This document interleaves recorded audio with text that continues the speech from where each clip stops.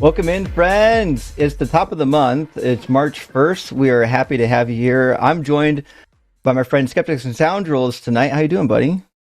Hey, Justin. I'm doing pretty good. It's been a weekend, so I'm like ready to wrap it up with some hopefully awesome conversations with Christians that are enlightened and civil and like good exchange of ideas and you know, I dream evidence for their position. So yeah, I'm really looking forward to tonight. That was my expectation. I'm sure that we're going to get nothing but linear, good faith, evidence-based argumentation. Mm-hmm. Yeah, I'll pray for it. I'll just give it a try. Why not? You know, I'll just pray for it, and if it happens, hey, we might have some evidence there, or it just might be a coincidence. I don't know. It's a data point. It's a data point. Yeah, there you go. That's a good idea. That's a good way to put it. You have to stack the data points up, and then if you get enough bad data points, it makes a good data point. It makes a good collection. I think so. Yeah, it's kind of like how a lot of bad food equals a little bit of good food, maybe. Yes. How it works. Exactly. Yeah. It is fun though to hear the types of arguments that come in, because like Christianity is so disunionized that like everybody has a different opinion. I guess we're done. Sorry. We're done. All right, we're out. Bye, folks. I wouldn't want to look at my face either. Don't worry. That was so perfectly timed, Lex. Good job. That was great. Genuinely so sorry. But yeah, like Christianity, well, all the religions really are so kind of in a disarray that like every person you talk to is like doing it differently, and they're gonna at least give you a different opinion, and so it makes it a little bit of kind of fun. And like even the thing I keep seeing more and more is like when you read the Bible with Christians, every one of them has a different interpretation, and all of them get it from the Holy Spirit. Yeah, it's amazing how the same book, the same methodology as in faith, leads to so many like wildly different conclusions, like contradictory conclusions. You know, is God a Trinity? Is he not a Trinity? Is your salvation through faith and not works, or is it through works but not faith, or is it through both? And yeah, it is really remarkable how, you know, like assuming this God is real, and assuming that Christianity is the most important message that this God can possibly convey to mankind, how after 2,000 years, we have thousands of denominations, nobody agrees, humans have killed each other for centuries over this. It really kind of points to that either God is a really, really bad communicator, or maybe this God doesn't exist and this is just, you know, man-made. Yeah, I think that obviously makes more logical sense. Yeah. So, first of all, if you want to call in, friends, we'd love to hear about whatever your God concept is. And we get it. We know that your understanding of the faith is probably the best one and everybody else is wrong. But the number to call in is on the screen. It's 720-619-2288. We'd love to hear about it. Now, you were in the Jehovah's Witnesses, you told me earlier, and that's one that it's large enough that everyone knows about it, but it's small enough that there's a lot we don't know about it. Yeah. What were some of the beliefs that you guys had where you thought like all the other Christians were doing it wrong, but you guys are doing it right? That is actually one of the core beliefs, is that all of the Christians are doing it wrong. Witnesses, I call them a cult because they fit the Bite model and they have very cult-like attributes, but some of the core beliefs there are the Witnesses are God's only true organization on the earth. They revived true Christianity after it was almost immediately corrupted after the apostles died. And they're, like I said, they're Unitarian. They are like millennialist restorationists. They think that Armageddon is going to be here any day now, and all the wicked, bad people are going to be wiped off the earth. 144,000 of them, the little flock, will be resurrected to heaven to be kings and priests alongside Jesus. Everyone else, the great crowd, will remain on the earth and rebuild it into a paradise, literally on top of the corpses of billions of unbelievers. Yeah, so pretty dreadful stuff. But of course, they dress it up as, this is such a beautiful thing that God's going to do for his true believers. And yeah, like you looking back, I've been out for 15 plus years now. Looking back, I'm like, I just cringe. I feel dirty thinking that, I thought this was a good thing, that I went door to door espousing these beliefs, and also, their anti-LGBTQ stance, their misogyny, framing things like atrocities in the Bible as a good thing. So yeah, it's a cult. I like, when I say cult, I haven't even touched on the fact that, they're isolationist, socially isolationist. They will shun you if you leave. They will shun you. Oh yeah. Yeah. Shunning's a big thing there. They call it disfellowshipping. They don't call it shunning or excommunication, but it's essentially the same thing. So yeah, they're quite the unique Christian sect. And I could go on to it for hours, but, and like I mentioned before the show, there's about 8 million of them, about 1 million in the United States. So 1 out of every 360 people in the United States is a witness. So chances are you've probably met a few, but if they haven't, preached to you, you probably don't know it. So yeah, it's an interesting cult, and I like talking about it. It's great.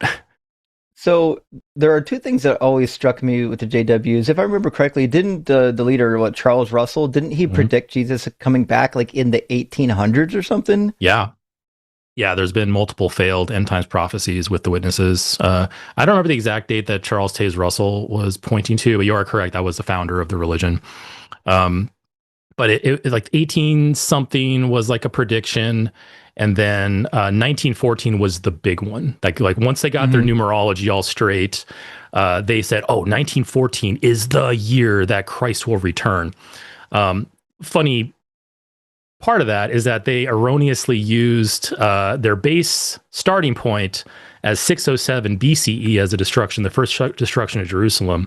They erroneously used that date for their numerology to get to 1914, and overwhelmingly in curriculum and scholarly, historical studies, 607 BC was not when Jerusalem was first destroyed. It was like 586, 587 or something like that, I think. That was the final siege. The first siege was in 605. The actual final, like, Jerusalem was done was like 587, yeah. Yeah, like 580 something, yeah. 587, 586. So, but they can't change their position on that, because then they have to admit that, for a majority of existence of our movement, we've had the numbers wrong. And they just simply won't do that. But anyway, 1940 came and went, and like most good religions and cults, when the end didn't happen, they look back and they recontextualize. It was a spiritual return of Jesus. Jesus is now reigning in heaven. Jesus is now on the throne, and he's reigning in heaven. And and now within within one generation or less of 1914, that's when Armageddon's going to hit. And here we are 112 years later. The end hasn't come yet, so now they had to like shift that. And now instead of because this is a scripture you use in your live streams, when Jesus promised that, hey, this generation shall not pass until I return. The witnesses take that scripture and they apply that to 1914. When Jesus returned, there's now a generation in which he will really return and cause Armageddon. And so that didn't happen. And so now we're at a point of, okay, now we have like this system of generations and like overlapping generations. And one of the leaders got up into a whiteboard and was mapping it out. And it was just, it was a mess. It was a rationalization built on top of a rationalization, so on and so forth. And that's kind of where the witnesses are now. They're the clown of Christian sects, I think. It's like red hair, white face, honky nose. It's really fun to kind of like poke fun at them. But the problem is, though, like on a more serious side, they cause a lot of damage to a lot of people, with the shunning policy, with refusing blood transfusions for children, some of them eventually dying because they aren't getting the medical attention that they need. The missed opportunities, they shun college. Well, they backpedaled on that about a year ago, but for a long time, college was just a no-go. They wanted you to, the world's ending. What do you need the college world's for? ending, yeah. The world's ending. And also, school is Satan's tool to pull you away from Jehovah. So, of course. So yeah, it's they cause a lot of real harm to a lot of people, myself included. I was in it for the first quarter century of my life, and it caused me a lot of damage. And so that's one of the reasons why I do this. This is a kind of self-therapy in a way, but also I like helping others to get them out of their bad beliefs. So, yeah, in a sense, I'm glad it happened to me because I like who I am today, and I wouldn't be who I am today without that. So it's in a sense, it's a good thing, but for the most part, it's a bad thing. Yeah, I totally get that. People ask me sometimes because I wasted a lot of time in Christian ministry and in school and whatnot. People ask, do I feel like that was wasted time? I don't think it is. I think now it allows me to help push people into a world that is based on truth, on reality, not based on lies. Yeah. So it's hard to regret it. You know what I mean? Yeah, gotta make lemonade with those lemons that you were handed. And I think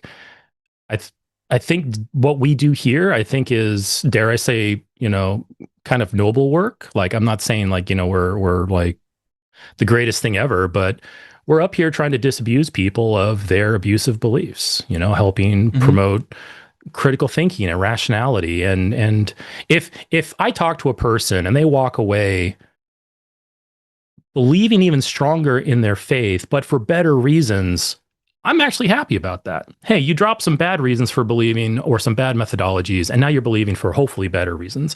I don't think that's ever happened, but were it to happen, and I can look at that person and going, hey, at least they're thinking a little more critically about it, or at least, hey, they have a better methodology or a better epistemology around their religion. I'm happy with that. And yeah, that's kind of like why I'm up here and why I like to do this, is because I look back and I look at how just the bad logic, bad reasoning, bad argumentation that I used as a witness, and as a witness at a door talking to somebody, and saying stupid shit like, well, here's a reason why to think that God is behind nature. We have laws. Laws have lawgivers. The universe has laws. Therefore, the universe laws must have a lawgiver. Oh, wow. Like, I just proven God. And, mind blown. Yeah. And so, like, I look back and I think of, like, oh, man, because back then I didn't know what logic was. I didn't know what a syllogism was. I didn't know what a logical fallacy was, let alone the fallacy of equivocation. And so I look back and I go, man, I really embarrassed myself. If that person knew better, they're probably laughing at me inside. And I don't want that to happen to other people. So, yeah, like, just having taken what I've learned since I left and hopefully sharing it with others and other people finding it useful. Yeah, that's kind of the goal here. So, and folks in the audience or people who want to call in, test your faith with us. Justin's very kind. Hopefully I'm nice. As long as you don't do stupid things like, defend atrocities like, child slaughter or grape or anything like that. Like, we're generally nice guys. So yeah, call in and test us. Well, we got one in the screening, and I'm sure we'll get more piling in soon. I did have a question. I was curious, and I never asked a JW, even though I've met a couple over the years. How do the JWs reckon this nonsense with the fact that almost every biblical scholar knows that Jehovah was never the name of God, and that it is a scribal tradition invented by the Masoretes for various reasons we get into? What's their explanation for how Jehovah plays into the name of God? So I haven't researched this much in their literature lately, and like I said, I've been out for 15 years, so things might have changed, but there really isn't any reconciliation there.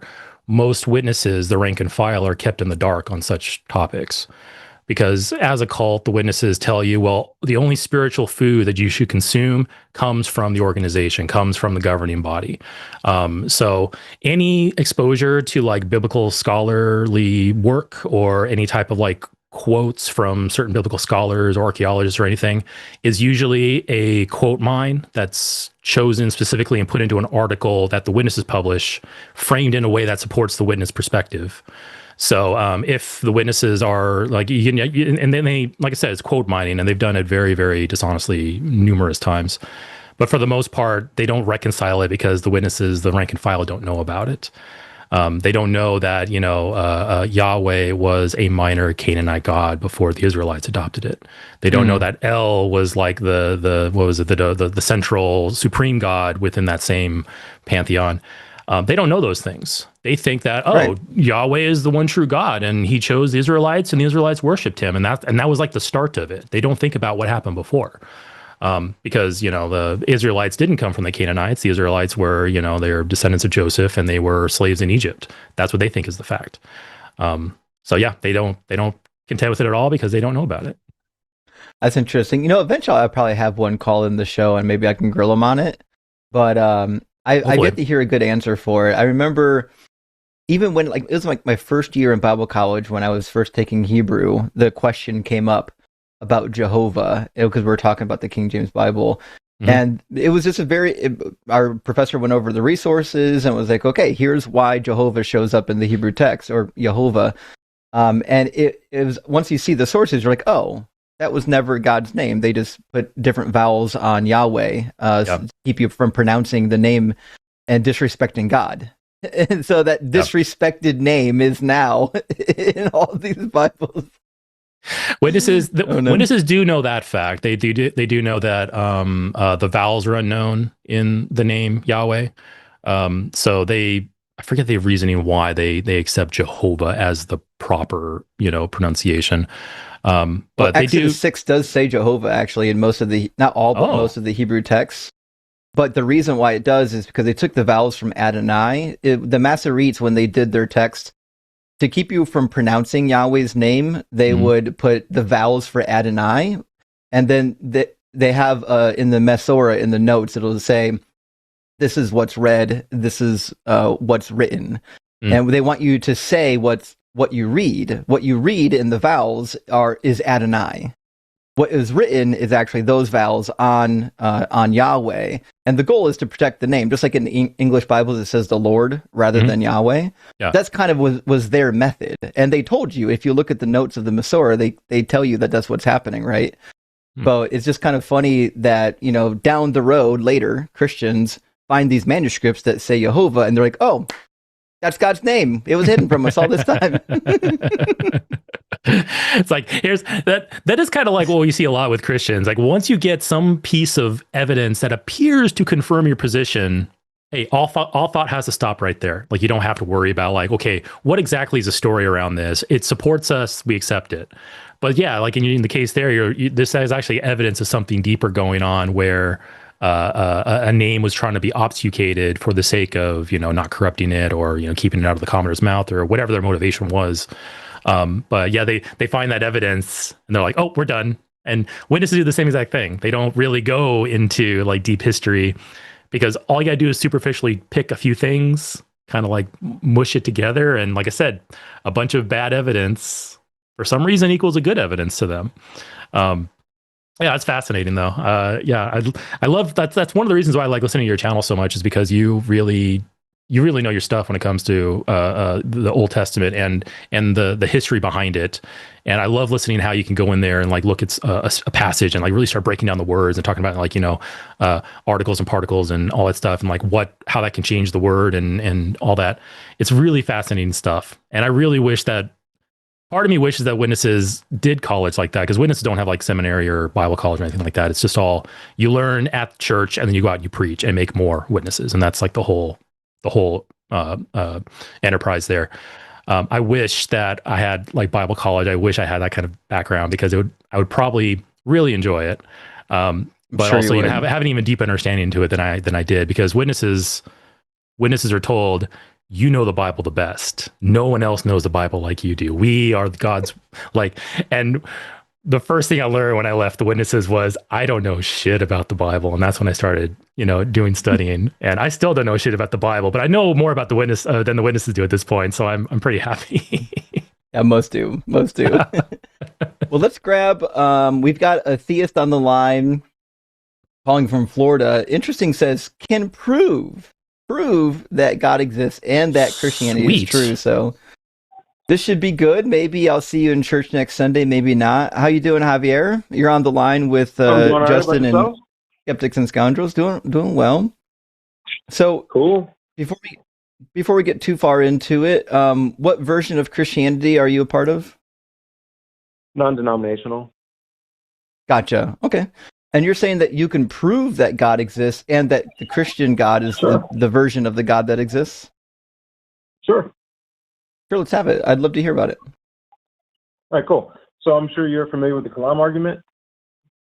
Oh boy. Yeah, I'm quite familiar with Kalam. Yep. And then in the Kalam argument, you're familiar with the characteristics that are logically derived from the unmoved first mover argument? So I know some of the characteristics if you grant the conclusion of the Kalam, but I don't grant it. So you want to start from the beginning and we can work through it? Well, I just wanted to give you the overview first, and then we can get into the nuts and bolts. That work?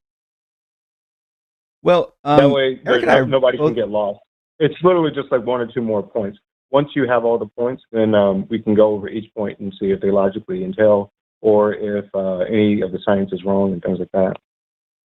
Well, that's what I'm trying to say is let's just go over premise number 1 and premise number 2 of the Kalam and we can talk about it.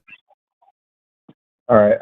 So premise number 1 and 2 of the Kalam are basically that science proves that the universe has an origin, right? Pretty simple. It's not static. Pretty much everybody. That's not premise number 1 of the Kalam. Yeah, that's not premise number 1 of the Kalam. It is number 1 of the Kalam.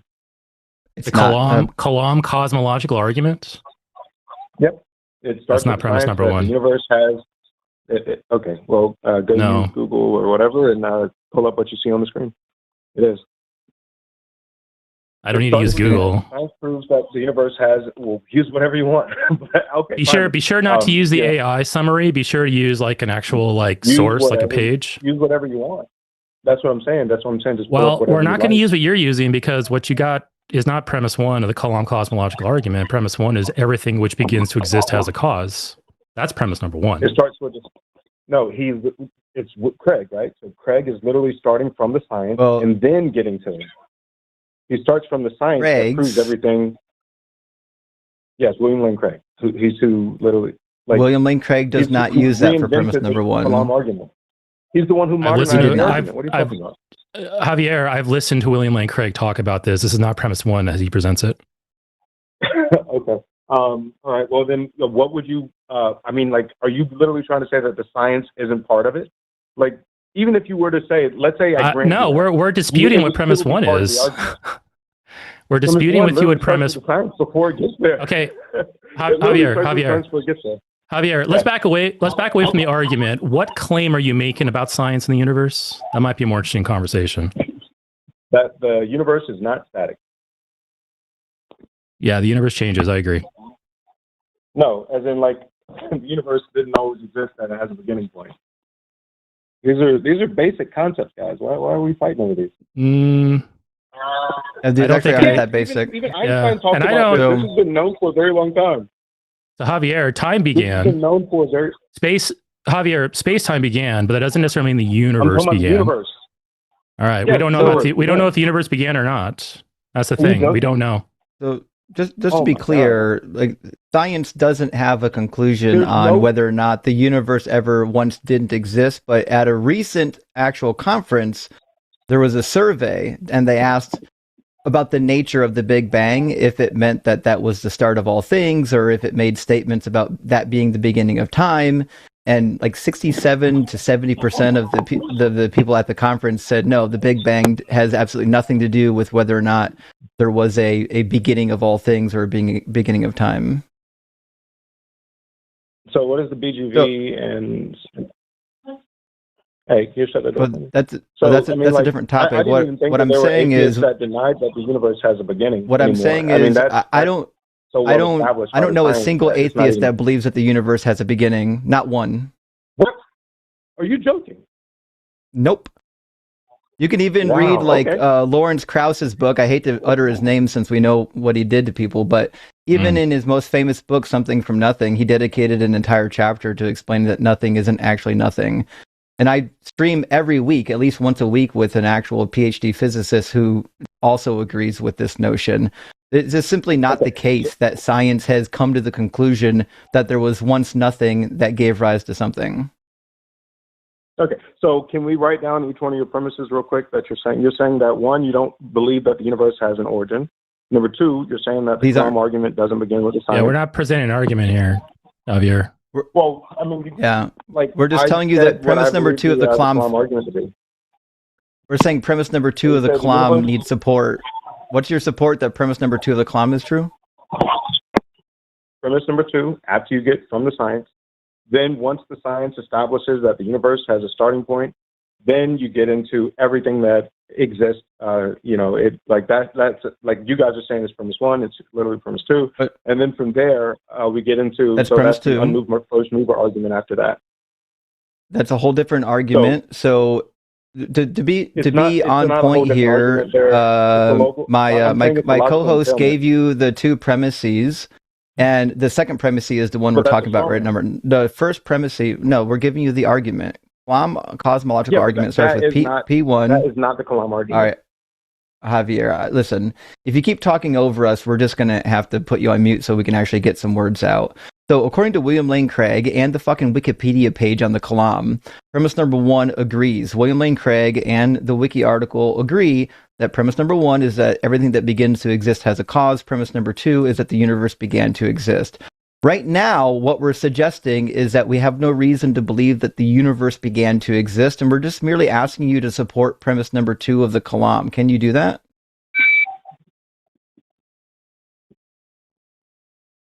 Am I unmuted? Yeah. You were never muted, I don't think, but whatever. No, I muted him so I can get the question out.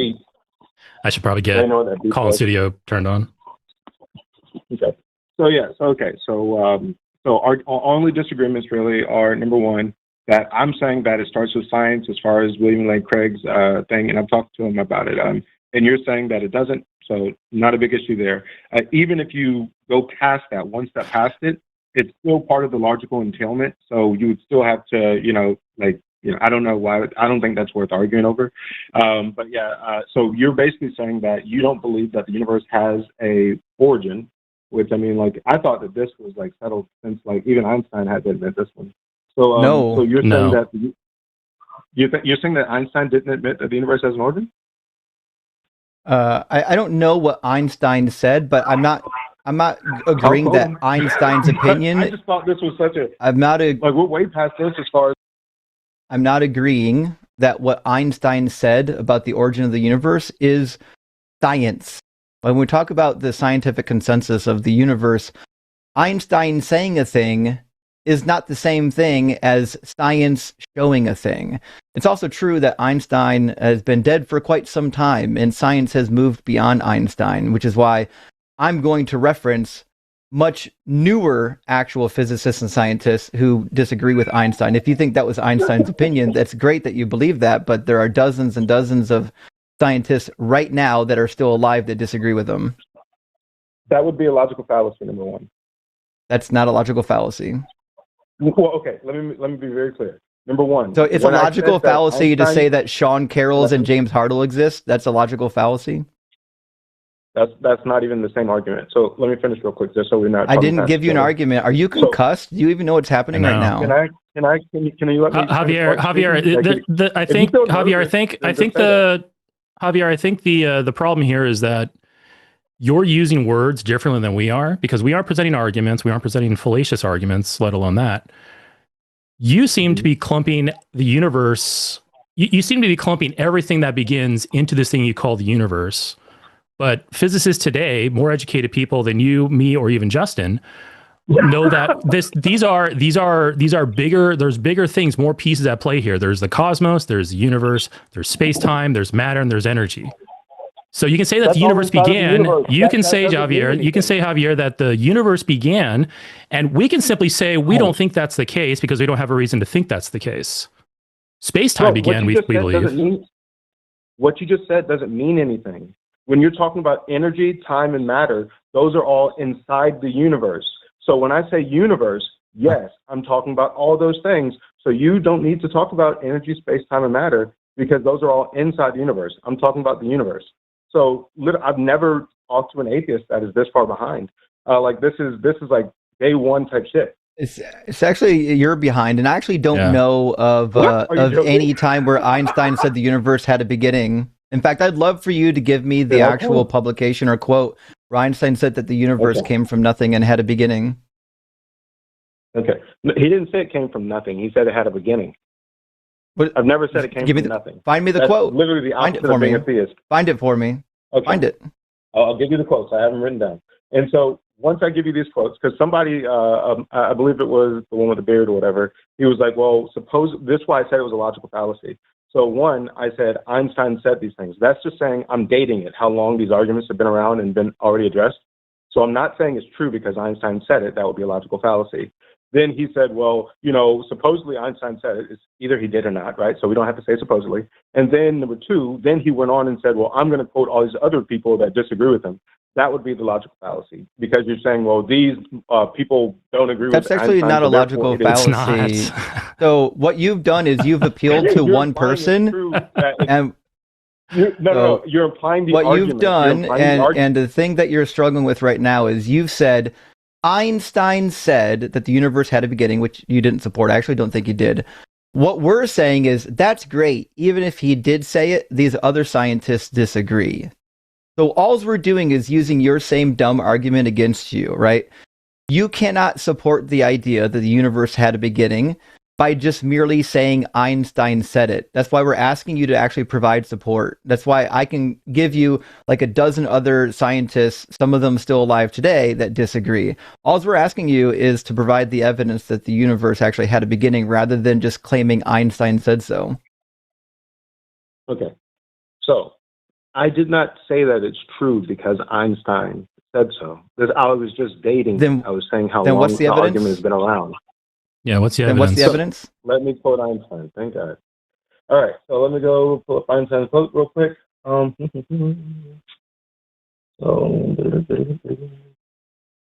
right, so because this was around when Einstein, whenever Edwin Hubble with the Hubble telescope, whatever, whenever his came out, it proved that the universe was always expanding. So Einstein, he called the cosmological constant the greatest blunder of his career, right? So whenever he said the cosmological constant, aka the universe has always been around, he's saying that the universe had an origin point. So he didn't actually say it. You're trying to extrapolate that from another quote that's unrelated. No. Gotcha. Yeah, words don't mean words, even with Einstein. So Javier, I'll correct that for you. Javier, I'm going to correct what you said. Okay, the universe had a point of initial expansion. That wasn't the beginning of the universe. The expansion began. The universe likely didn't. That's not an argument. That's what a majority of scientists say. I'm not making an argument. I'm giving you a counterpoint. I'm talking about Javier, calm down there, bud. Yeah. I'm giving you a counterpoint to the fact that your perceived fact that you're presenting. I'm giving you a counterpoint. A majority of scientists agree that expansion began about 13 point something billion years ago at a certain point. But that does not mean that the universe began or that the universe has an origin there. Okay. That was the point of the original expansion. So I was talking, I quoted Einstein, right? So I'm talking about what he's talking about. So why did you hear anything I just said? Javier, repeat back to me what I just told you. Yes. No, we're not proceeding until you. Was that a majority of scientists? This is a logical fallacy. A majority of scientists believe that it happened. If you say logical, Javier, stop saying logical fallacy. You obviously don't know what it means. What did I tell you? What did I tell you? You literally tried to. You did not address my argument. You did not address the quote, right? So then you went and you started talking around it. You said, well, majority of scientists. Javier, what did I say? What was the counterpoint I brought up to you? The initial Javier, what was the counter? That's literally what you said. Are you saying that wasn't what you said? No, say it again. Say it again. I'll be quiet. I'll be quiet now. Repeat back to me what I told you that most scientists believe. I literally said exactly what you said. You said, say it again. The majority of scientists agree that there was an initial expansion point around 13 billion years ago. Is that not what you said? That is, but there was a second part to what I said too. What was the second part?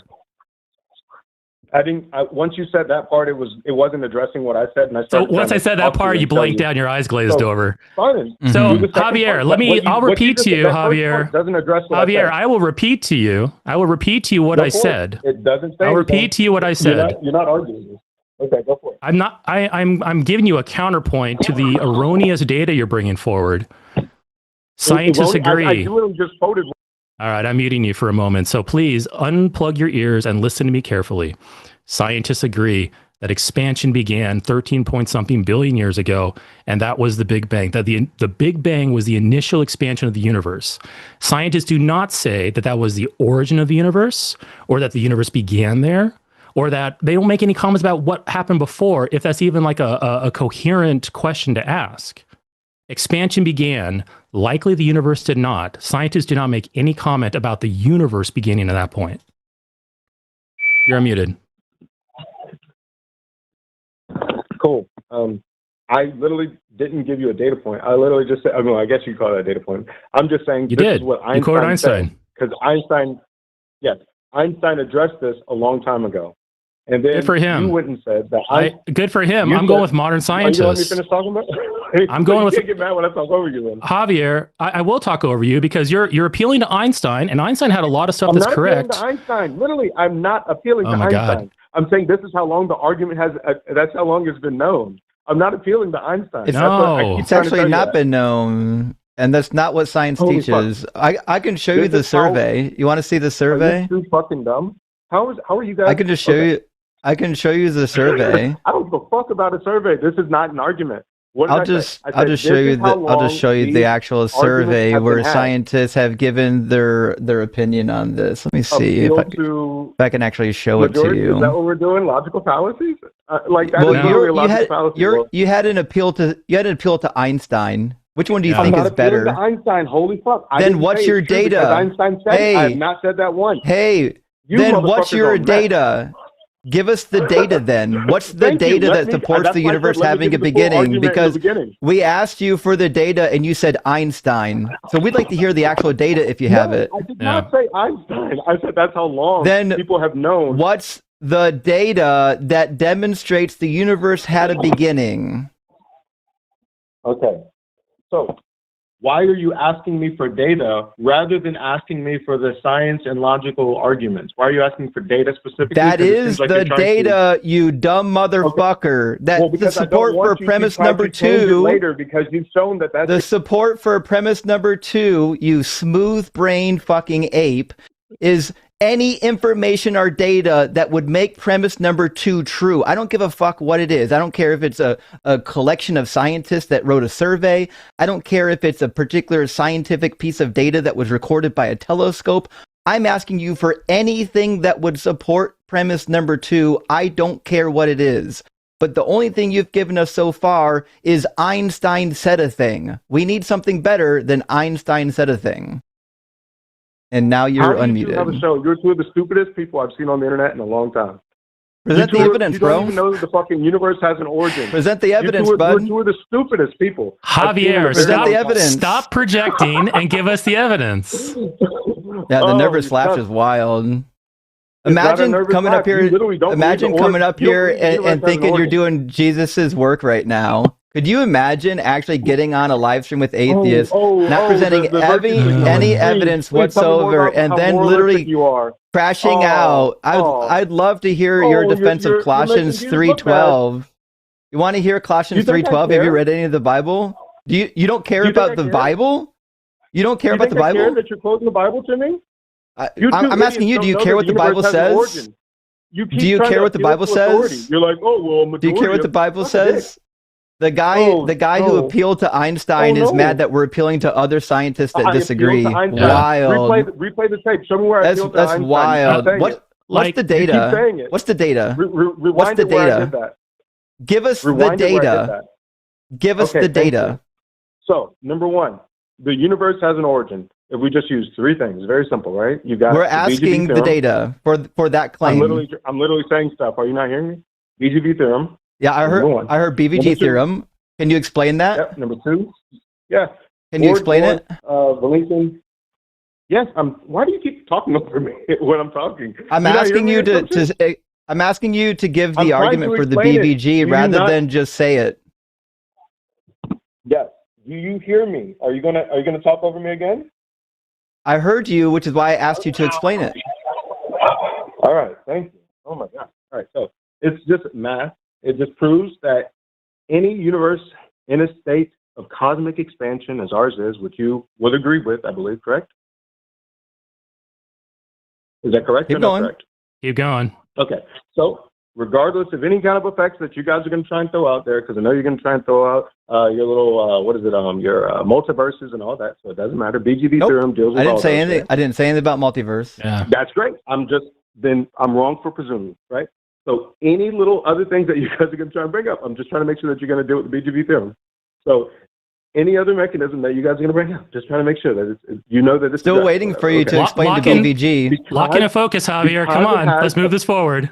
Because it has cosmic expansion, it must have a beginning. Very simple, right? The expansion has a beginning. Sure. How does the universe have a beginning then? That's literally from his direct lips. That's literally a quote. It cannot be. What did I just ask you, Javier? Javier, what did I just ask you? I don't know. Because you weren't listening. Javier, we agree the expansion had a beginning. How does that also mean the universe had a beginning? Okay, great. This is a more coherent question. Thank you. So, answer it. Now that you're admitting, please, I'm trying this is a more coherent question. I'm going to ignore it and move on. I'm shocked. I'm taken aback. I didn't think you guys were going to ask an actual intelligent Javier, question. So focus. This is well known, by the way. Oh my God. It's not. We're waiting. Okay. So any shit, man. This better be an answer to my question. Can you hear me now or no? It definitely won't be an answer to the question. It won't. Why you two don't? How you like? Javier, did you ever consider that Jesus put you here? Did you ever consider that Jesus put you here to serve as an example of what not to do for the other Christians? Yeah, that's an example for what not to do. Like, and then you're asking me basic questions. Like, these are questions that have been answered a long time ago. So I'm just confused. But now, thank you. Ask me one very simple question. All right, I'm going to mute you now because I want you to really listen to me. Okay. First of all, if your God exists, he put you here as a warning to others. Like, no doubt there. Secondly, we agree the expansion started. How does that also mean the universe started? Okay. Am I unmuted now or no? Yes. Answer the question. Okay. It keeps beeping. I don't know what the beeps mean. I don't call. Answer the question. All right. So you're asking me, how does the expansion prove that the universe has an origin? Correct? That's your claim. Yes or no? Okay. Listen. I'm going to say this one more time. Javier, I'm going to say this one more time. Listen super carefully. We agree expansion began. How do you take that and then conclude that the universe itself began? Because it's a net positive expansion, right? So it can't have always existed, right? So what you're saying is wrong. That's your assertion. Please let me finish. That's your assertion. What's the evidence? What's the evidence that the universe began? All right. So as I said, what you guys are saying is that it shifts from the universe has an origin to it was at one time steady state, right? And then it went from being steady state to expanding, correct? No, that's not our claim. Wait, whoa, hold up. Okay, so the BGB theorem, we know. We all kind of agreed on this, I believe, already. Let me make sure No, you didn't even tell us what you thought the BVG was. We asked you to explain your understanding of the BVG, and you couldn't do it. You came close. The BVG theorem is supposed to explain that anything that has only been expanding must have had a beginning point, right? But we don't agree that the universe has only always been expanding. What we're saying is there was something prior to the expansion. You're saying that there's not. We're asking what's the evidence for that? Because modern physicists don't agree that there was nothing prior to the expansion. We've got like 6 or 8 different models of a concyclical universe that didn't start with an expansion. Gotcha. So you're saying it started with a contraction? We're saying it didn't fucking start. Okay, so all right. So right now we know it's been expanding for, let's say, 13 billion years. You're saying before that there was contraction. I'm saying there's a couple different models. My favorite model is the Big Bang Big Crunch model. My favorite model, if you were listening, is the Big Bang Big Crunch model, which has a number of adherents, and there's a couple flavors of the Big Bang Big Crunch as well. What I'm saying is, I don't have a good scientific reason to believe that prior to the Big Bang there was nothing, and I've never seen any scientific data that would suggest that. And even our latest data, like the ones we're getting from the current expansion rate from the DESI data, shows that the expansion rate is not actually just uniformly accelerating. In fact, it's either evolving or it's decreasing the acceleration rate, which means it's certainly plausible that one day gravity will pull things back in. In fact, acceleration is decreasing from our recent observations. So it's like it stands to reason that acceleration will decrease to the point where it'll reverse and collapse back in itself. So the VGV deals with these cyclic models already, right? So like it was designed with the internal inflation and the cyclic models in mind, right? So the BGV that doesn't explain anything. That's why I'm so confused by what you're. Give us the information and the explanation for why we believe that the universe has a beginning, rather than just saying BVG. All right, so it applies to any space-time that has a net positive average expansion rate, right? So we agree with that, correct? So I don't know. I don't know, and I also don't think this addresses the question. The question is, what's the evidence that there was nothing prior to the expansion? I don't think he ever will. Yeah, it will. I will. I mean, like I said, these are well-known answers. I mean, like I'm surprised that I'm getting these questions. That's why I don't tell the physicists. They're unaware of it apparently. Yeah, Javier, why don't you call in when Dr. Aaron Adair is here? Because he's like a physicist. He's like a subject matter expert on this kind of stuff. That's cool. So because we're sitting here arguing as a bunch of laymen over the origins of everything that we understand. And the really funny part here is that the Kalam cosmological argument doesn't even lead you to a god. Mm-hmm. Nope. It just leads you to just a first cause. You know, so if you would have let me finish in the very beginning, you wouldn't be saying this. We can't let you finish because we don't agree with the premise. We don't agree with the premise that the universe had a cause or that the universe began. We don't agree with it. I'll bet you $100,000 that it does. If you just would have listened to that changes everything. I said in the very I could really use that money. What did I say in the very beginning? I said, hey, let me give you all 4 points, whatever, so that way there's no confusion in the future, or whatever. Well, Javier, let's back it up a little bit. You just made a claim. We don't accept the Kalam cosmological argument at all. We don't accept this. That's okay. You don't have to accept it. What I'm saying is that there are certain characteristics that are logically derived from the unmoved first mover argument, right? And so you're asking, how does this get us to, because it just gets us to a general God. That would be correct.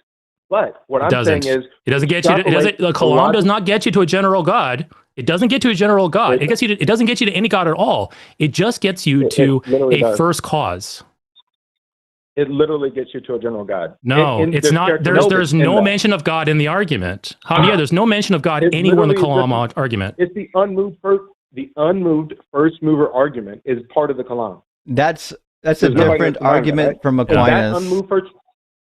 Yes, the unmoved first mover is part of the Kalam. So in that unmoved no, first it's mover, not. The conclusion of the Kalam is that the universe has a cause. That's it. Bro, I've never heard somebody know so little about their own apologetic talking points. This is kind of crazy. This might be the most Dunningest of Krugers I've had on the line so far. It's very Dunning and very Kruger, yes. You two idiots didn't know that the Kalam argument includes the unmoved first mover argument. Like that right there. It doesn't. Like, we literally gave you the premises of the Kalam from William Lane Craig, and you have no idea. You don't even know what the Kalam is. We had to give you the fucking premises. You gave us the wrong first premise of the Kalam. You're talking about the Muslim version. I'm talking about the modern version. No. So, yes, the Muslim version. He gave us a no true argument. How do you not know what that means when I say Craig? How do you not know that means It's crazy. You don't know what Craig means when I say the word Kalam? Can you see my screen share right now? Oh can you see my screen share right now? I can't see it yet. I can't This see is the Kalam. It should be in place of my face. Maybe you can't see it. Never mind. Anyways, it's cut off on the screen there. I think Lux, Lux can make you full screen, maybe. Simon, let's say this real quick. Let's say that's this. all right. I stopped sharing. So literally, good. all you have to do is go to William Lane Craig's website or go to the wiki page, and the conclusion is the same. The universe had a cause. It doesn't say anything about a god. And that cause has certain characteristics. Those characteristics are what we call God. That is literally the full argument, bro. That's adorable that you think that, but that's not part of the Kalam. That's a different argument. I literally talked to fucking William Lane Craig about this specifically. Like, this I'm is sure not you something did. that's unknown, bro. Considering your communication skills, your listening skills, and your like general lack ineptitude in the conversation, I'm not surprised you walked away with wrong information. You two are pretty dumb. Yeah. Like you two did not know. Imagine not even knowing the premises of your own argument and then calling the interlocutor's dumb because you didn't know your own argument. It's crazy. So you're saying that Craig, who uses the Kalam argument, at least this is like a really good example of how stupid people can feel like they're smart. Actually, I'm going to share with you one document. Can you? Hey, there you go. That's what I was looking for. That there. Let's do this document right here. Yeah, you know what this is? This is one of my favorite surveys. My friend Dr. Blitz is a physicist, and he went to a conference recently for physicists, and they gave a survey. These are the results of the survey at the conference about the question, what should we understand about the Big Bang? And here are the answers. First answer, an absolute beginning of time with a singularity at its start, or an absolute beginning of time without a singularity, or a theory that says the universe evolved from a hot, dense state that says nothing, whether there was an absolute beginning of time or not. You could also say other. 68% of the attendance. There's issues with the Big Bang Theory. Why are you bringing this up? 68% of the attendance says that the Big Bang doesn't comment on the beginning of time. It's just literally a hot, dense state that started to expand. I didn't bring up the Big Bang. Why are you bringing this up as if it's using it in the You literally did. So you brought up the BVG. You brought up all kinds of. You brought up Einstein about the beginning of the universe. What we're saying is, not only does the conclusion of the Kalam not end in God, but premise number 2 still has never been supported. You've had 32 minutes to support premise 2, and you failed to do it. You two are too dumb to even know that there's logical implications. That's from what the it is. first mover argument. Yeah, must be. Yeah, we're so dumb. You two are dumb. We're literally showing you what the scientists think, and the scientists are too dumb to know. Someone should have told them. There's lots of dumb scientists out there. Like, why is that a thing? And you're smarter than all of them, I bet. What's your credential? Yeah, I mean, what's your credentials in science? I have a master's in economics. I mean, what do you want? Like, economics, but he's a physicist now. There we go. Because I study physics. I'm actually really intrigued. I'm actually really intrigued. If I don't have a just degree to keep talking and pretend like I'm anything? not going to stop talking. So my question is, I'm really wondering interested in you connecting. We don't think that they don't matter. The problem is we haven't engaged in one, and you don't even know what logical fallacies are. You just keep saying logical fallacy like a goon. You misapplied that several times. I'm really interested. No, we're appealing to what scientists think because we're asking a scientific question, and there's no scientists here. Your argument started with science says this, and we're saying, no, science doesn't say this. This was your argument, not ours. But we've been here 33 minutes. I really want you to do the second part of your entry claim. The second part of your entry claim is that Christianity is true. Yeah. If Aaron granted to you that there is a God, I would love to hear the argument for why that God would be the God of Christianity. This is one of the most interesting things I've never heard a Christian do yet. So what do you got for that? Sure. So in the logical, necessary characteristics that you find in the unmoved first mover argument, right? So you get there through the Kalam and all that, like I was talking about before, they're married together.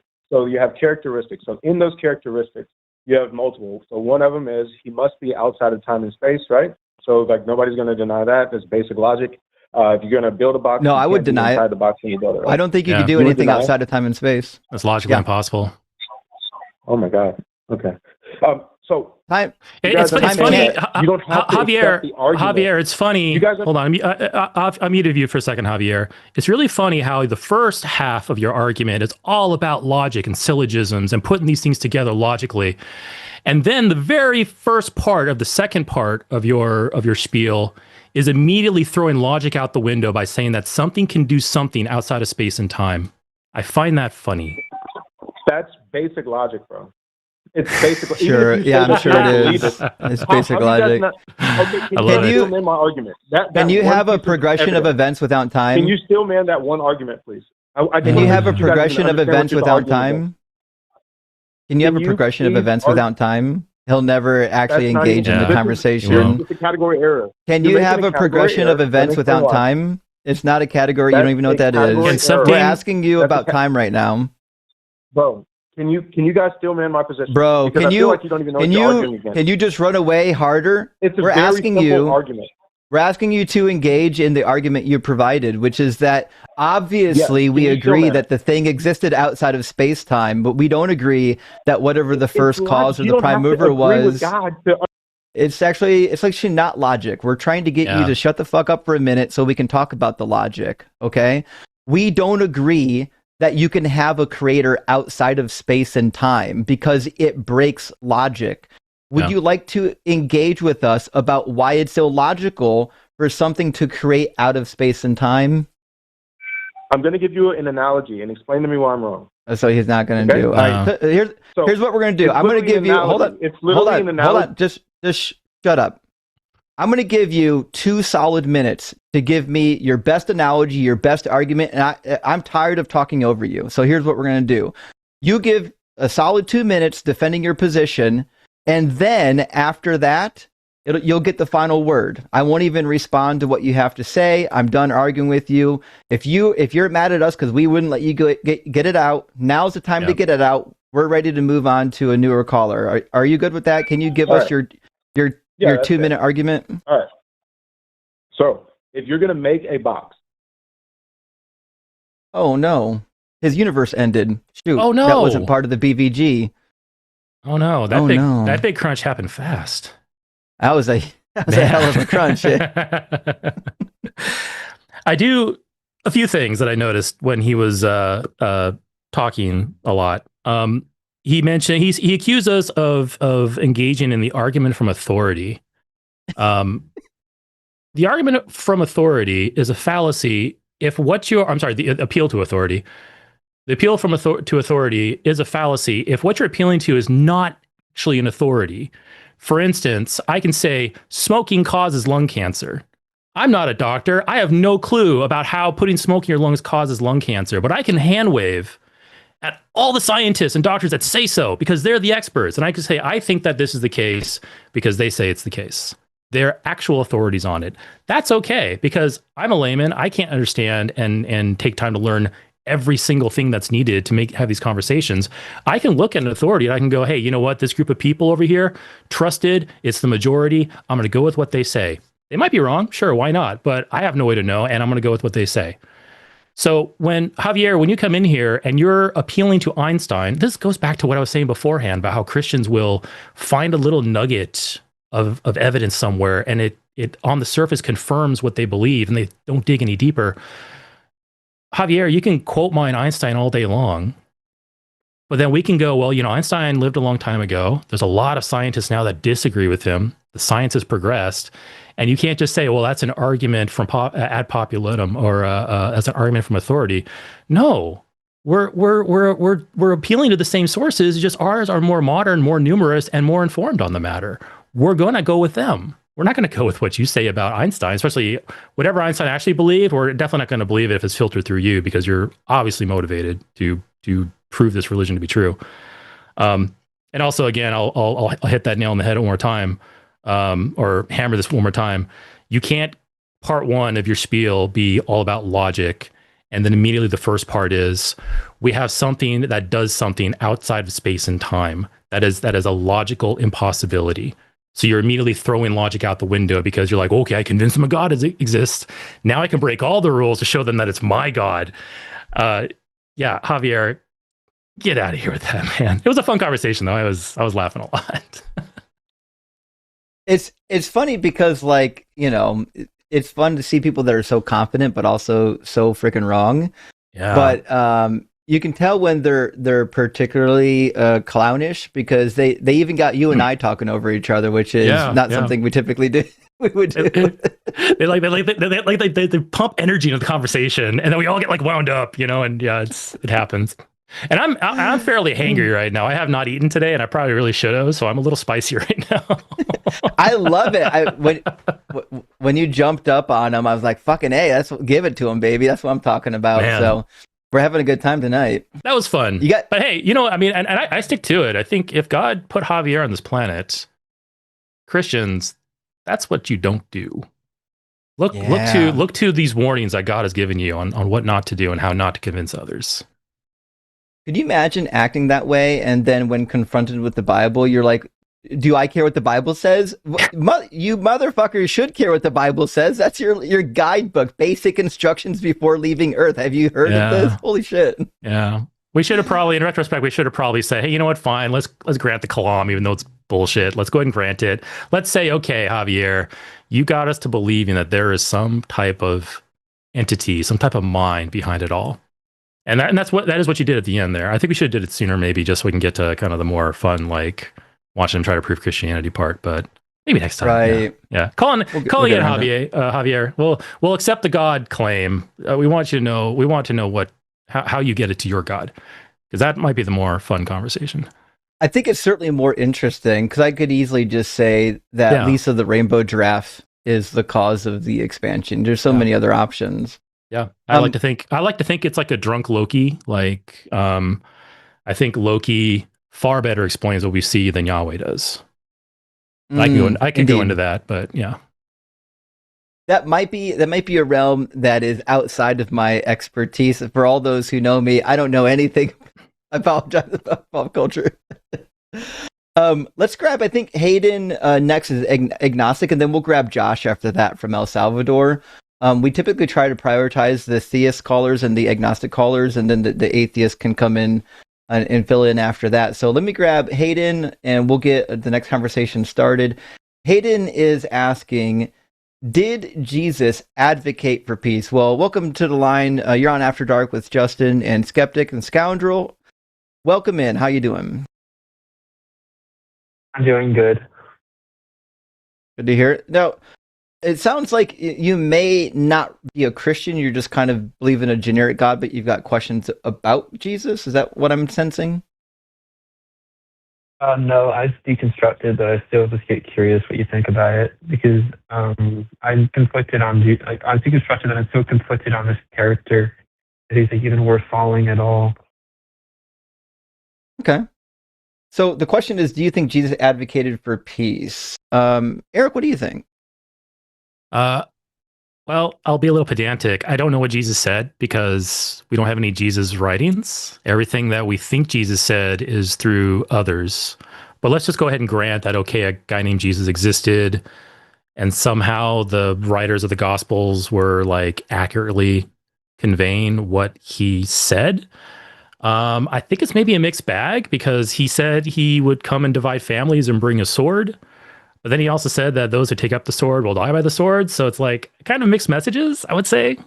I don't know. Like, I don't have any, like, I can't, like, I guess I'll lean, maybe if I lean a direction, I'm going to lean no. I don't think he advocated for peace. I'm going to actually agree wholeheartedly. I mean, first of all, Jesus says, he who is not with me is against me. He who does not sow scatters. So he's saying, if you don't get on board with what I'm doing, you're now an enemy. Like, there can't be a middle ground. There's no middle ground for people that are questioning. There's no middle ground for people that like need time to figure it out. In fact, when the guy in the Gospel of Luke said, you know, I'd love to come and follow you and be your disciple, but I need to bury my deceased father first. He said, let the dead bury their dead. What a horrible thing to say, even to a young Jewish person, I presume. In Judaism, burial was really fucking important. So, like, Jesus just didn't really care about a whole lot in terms of like humanity. He cared about being a cult leader, which is why like one of the famous examples about his second coming comes from a parable in Luke 19, where he talks about the unwise use of the money that was left behind when the king had to go away and come back, and one guy buried it because he was afraid that his, the king is an exacting man and he would punish him if he lost any of it. And at the end of the parable, he says, "Those who did not want me to be king over them, take them, bring them before me, and slaughter them in my very presence." We find the same thing in Luke 14 or Revelation 14. Revelation 14, it says that those who are damned will be slaughtered. Excuse me. In the presence of the Lamb. So Jesus is like, listen, if you're not on board with my program, you're going to be drugged before me, and I will watch you get slaughtered in front of my face. That doesn't sound like a good moral teacher to me. He advocates over and over again also for the laws of Moses. Like in Mark chapter 5, he chastises the Pharisees for not following the law of Moses. And the example that he gives is that they're not murdering children that curse their mother and father, which is what the law of Moses says in Exodus. Exodus 21 says you have to do that, verses 15 and 17. So Jesus advocates for horrific things. In Matthew 5, he says that you have to follow the law of Moses. Those who teach people not to follow the law of Moses and they don't follow it themselves will be called least in the kingdom of heaven. And the law of Moses, as you've probably seen, is horrific. Even the Romans, if you read some of the writings of Julian the Heretic, one of the non-Christian emperors, he was like, this is fucking barbaric. It's bad. Your law code is bad when the Romans are calling it barbaric. Yeah, there's a story. The story in John 5 where he heals that guy. He's like sick, and I can't remember. He starts walking. Mm-hmm. When he heals on the Sabbath, right? Yeah. Do you know how he tells the guy that if you say anymore, something worse is going to happen to you? Yeah. Mm-hmm. It's the most disturbing thing I think I've ever read in the Bible, honestly. Threatening a guy just healed. It's an interesting point because Jesus over and over again demonstrates that your physical abnormalities, your health issues, are tied to you being a sinner, you being a bad person, right? Which we know not true. Jesus believed in unclean spirits, just like the ancient Near East did, right? In fact, we've got lots of writings from ancient Babylon that talk about these unclean spirits. They're wandering around in the desert places, seeking travelers that are weary that they can pounce on. They'll get into your house. If your house isn't clean enough, unclean spirits will inhabit your house. Even the New Testament has a parable kind of related to this.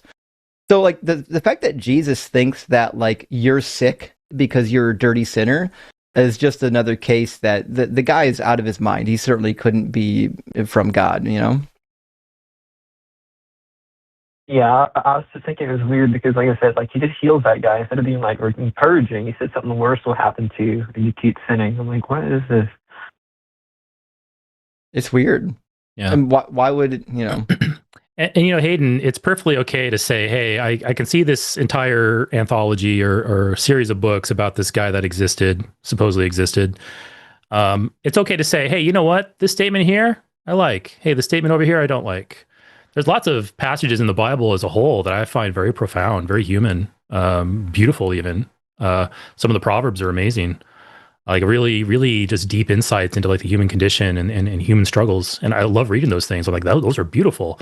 But then I can jump over to, Leviticus and go, a lot of bad stuff over here. I don't have to, just because I accept one passage of the Bible doesn't mean I have to accept all of it as good. We understand that these are a collection of books written by numerous authors over several centuries. It's okay to chop it up and keep the good bits and discard the bad.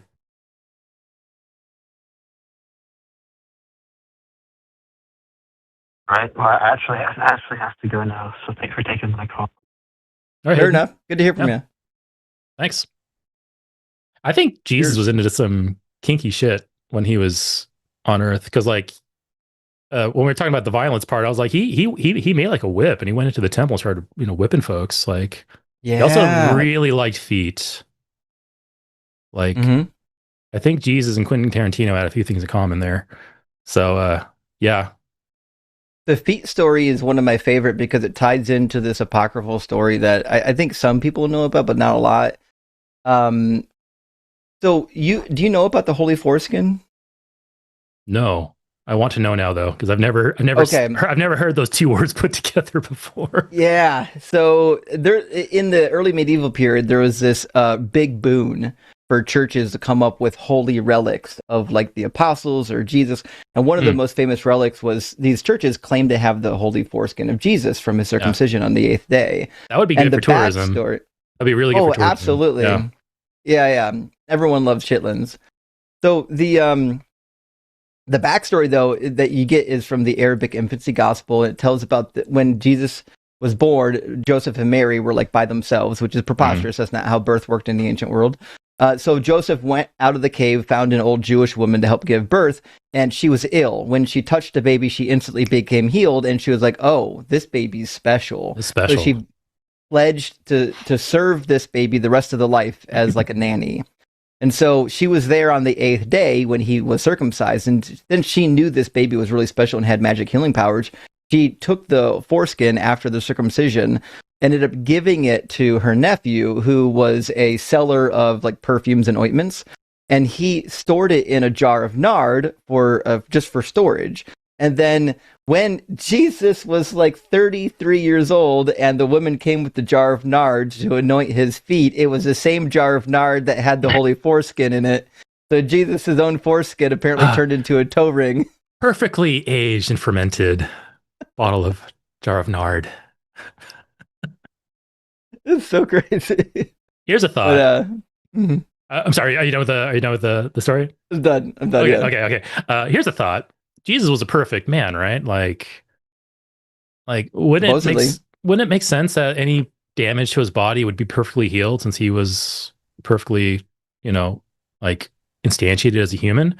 Why don't we have like hundreds of Jesus foreskins? Because like he'd get circumcised, it would grow back. He'd get circumcised again. You got to follow the law.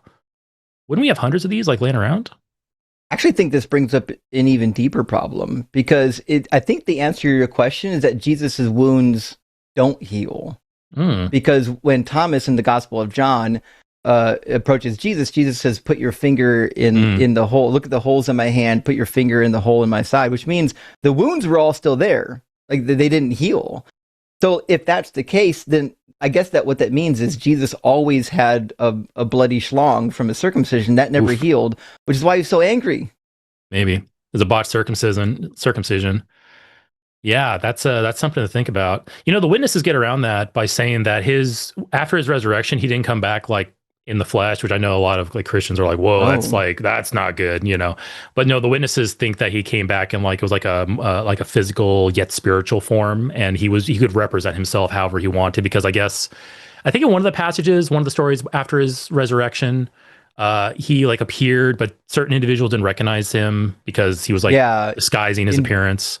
Yeah. But no, they think that like I remember listening to like two elders in a congregation once like argue over this. Like if Jesus had a kid with an imperfect woman, his perfect DNA would correct the imperfect DNA from the woman, and his child would be perfect. Like getting into like the nitty gritty of the fantasy there. it was like I look back and I'm like, this is like people arguing about Lord of the Rings. Like this is bonkers. It's crazy too because like the ancient world was doing the same thing. They were noticing like plot holes.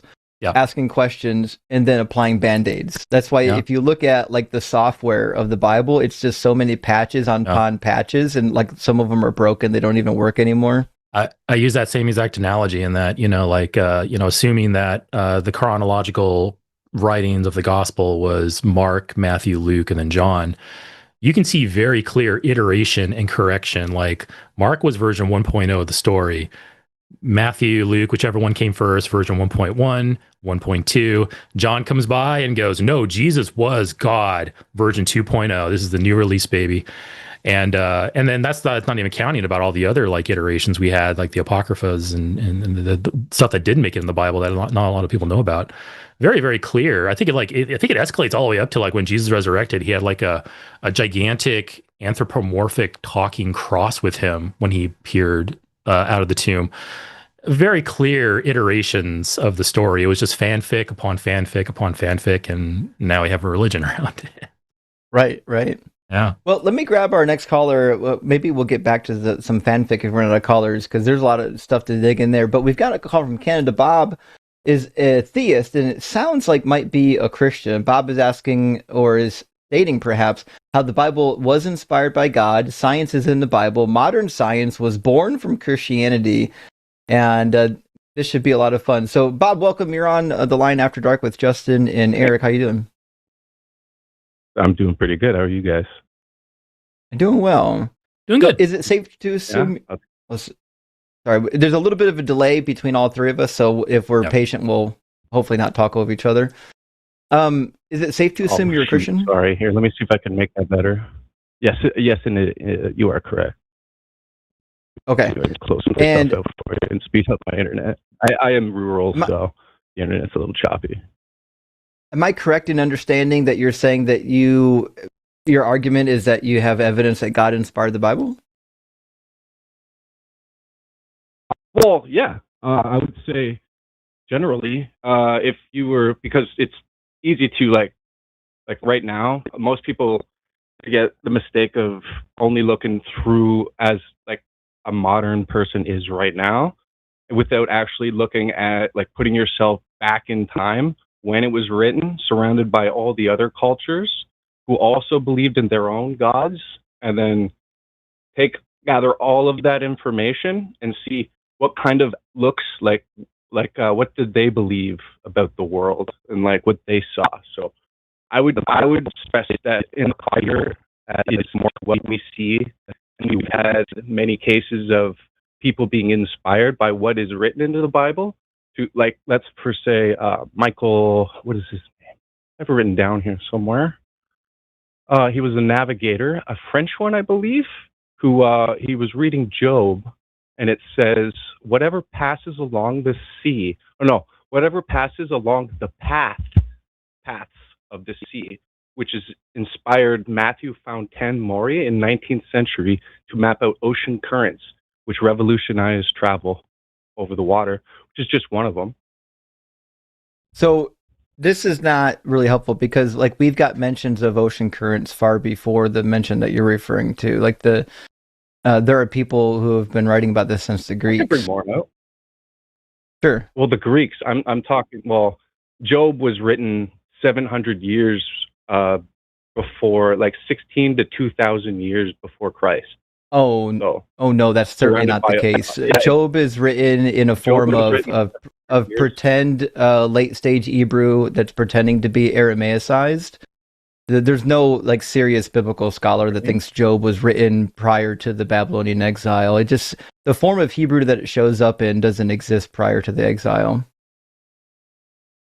It is 700 years before the Genesis, as when it was. It's not though. That is confirmed. Nope. It's certainly not confirmed. Who confirmed it? Because I've never seen a single biblical scholar date the book of Job to anywhere prior to the Babylonian exile. Well, it's mostly, except that it's about 700 years. But like, if you don't want to grant me that, that's okay.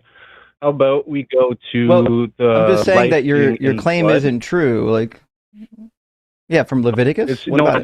It's just you won't grant it is the thing. Because it is. Well, I'm not going to grant it because that's not the case. One of the oldest in the world. It's not oldest in the world. It was predated by the Babylonian righteous sufferer by about 1,500 years. It's not though. What you're doing is you're assuming that the setting of the book is the dating of the book, right?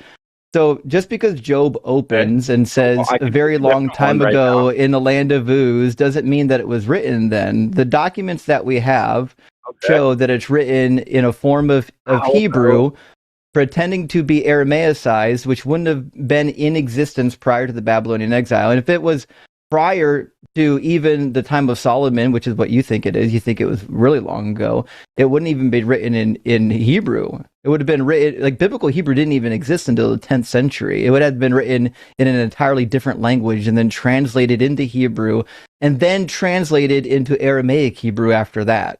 We have no documents that predate our current Aramaicized Hebrew. Well, if you don't want to grant that, we could move on to the next one. Because if we don't want to grant the budget, but I'm dismissing the claims that are in it. But that was originally what Matthew Fountain used to figure that out. That was his inspiration. But we can move on to the next one. How about God, when he was talking to Job, speaking about Pleiades being Pleiades and all of her sons accompanying her and traveling together, where in the naked eye it looks like only one star up there, but with modern science we've figured out that's actually a group of stars that are perfectly synced up and will forever be together and keep them together. And in Job it describes, can you actually keep the Pleiades together and then loosen the belts of Orion? And the belts of Orion are actually, in time with modern astrology, they've proven that the two, there's three stars, and the one in the middle will join with the one on the right, become a double dwarf star, and then the one on the left will drift off to the left, to the east. But this is like way out in the future, like 10,000 years in the future. So this is like a little hint as to his inspiration. It's like, how could he The know? Egyptians and the Babylonians did it first, actually. The ancient Mesopotamian documents mention Pleiades already. So and you've got the cuneiform symbol preceding it for multiplicities. No, but they don't mention the fact that they have sons accompanying them is the thing. They know about them, of course. Everybody was studying the stars back then. Everyone was obsessed with the stars. But God is the one that placed them there. What do you think the word for sun is? He's the one holding everything together. What do you think the word for sun is? For sun? Yeah. Bar. Nope, it's Shemish. In Hebrew? That's the Aramaic word for sun, like a physical descendant of somebody. I'm talking about sun, like the celestial body. Oh, the sun. Yeah, I'm not sure with this pop quiz, but yeah. It's related to Pleiades. You're saying the Bible says that there's a sun related to Pleiades? I actually doubt that to be the case, but what I'm suggesting is probably that they move along with a group, that there's hundreds of stars that are grouped up together that make each piece of the Pleiades. But now we know that there is right. What I'm asking you to do is give me the verse, because I'm guessing it doesn't say what you said it says. Let me see here. That would be in Joel. Let me see if I can pull it up really quick here for you. I thought I wrote it down, but I don't. So bear with me.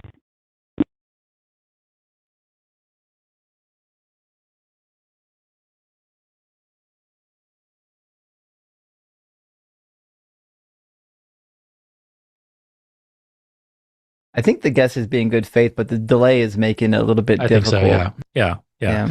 Yeah, no, I am very sorry about that. Like, I get a little excited because, I am a little nervous because, it's okay. I don't do this that often too, and I want to be as respectful and everything because that's what we're saying. It sounds like you are. So, and of course not, and that's like the point of it all, right? It's like, I don't want to come here and be like rah rah rah rah, like God is like out of pride and stuff, which I'm sure you guys deal with that a lot, and a lot of people want to, but if you're not equipped with the full armor of God, you're going to fall apart, which I hope I put it all on today, but exactly. I will go out and say that you, sir, right now are showing the fruits of the Spirit. So we appreciate this. Thank you. I appreciate that too, and even though like I got like little jitters and stuff, and I hope my tone and stuff is remaining respectful. And I don't know how am I coming out sounding all right? Because I do have a new mic right now. You're fine.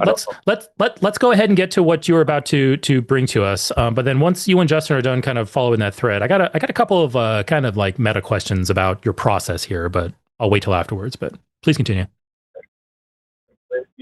Orion and I can't remember. There's like Merkaba or something. And the other stars. just asking Rock real quick here, my old savior, my other little helper here. Mm-hmm. Let's see if you can find it for me. I can't remember exactly. It's Job 38:31, I think. It's saying right now off the top. Let me see if he's right. Okay, so Pleiades and Orion binding and loosening. Yeah. Job 38:31. Yeah. And what does Job 38:31 have to do about proving the Bible true? It's divine. Just like, how could Job or anybody in that time write something with some type of insight? Unless they have, are you willing to grant super technology? Insight to what? That they had? Oh, I mean, like extra technology, like modern science is what would prove. I'm trying to ask you what they had insight to. Oh, well, God's actually saying, like, can you keep Pleiades and her sons together? Like, it's not like a direct thing, but it is an inference. And then using that, like this poetic way of talking actually holds some truth in modern day when you actually look at it. Okay. Those like figurative ways of talking kind of line up is what my argument is. So Job 38:31 says, can you bind the chains of the Pleiades or loose the cords of Orion? Yeah. Okay, so I don't see the problem here. What's the miracle? No, it's just because as anybody, if you were to look at Orion, it's stuck in place. It's never going to move. But with modern science and modern astrology, you can see that it actually will loosen over time. And this is like a little hint. Can you loosen it? Because I'm going to loosen it. But I'm trying to figure out what this has to do with the miracle. So I'm sure whatever you're saying sounds obvious to you, but it's not obvious to me. Yeah. What I'm trying to figure out is what is being spoken of in this verse that is somehow wouldn't have been unknown to them at the time, or part of the constellation mythology.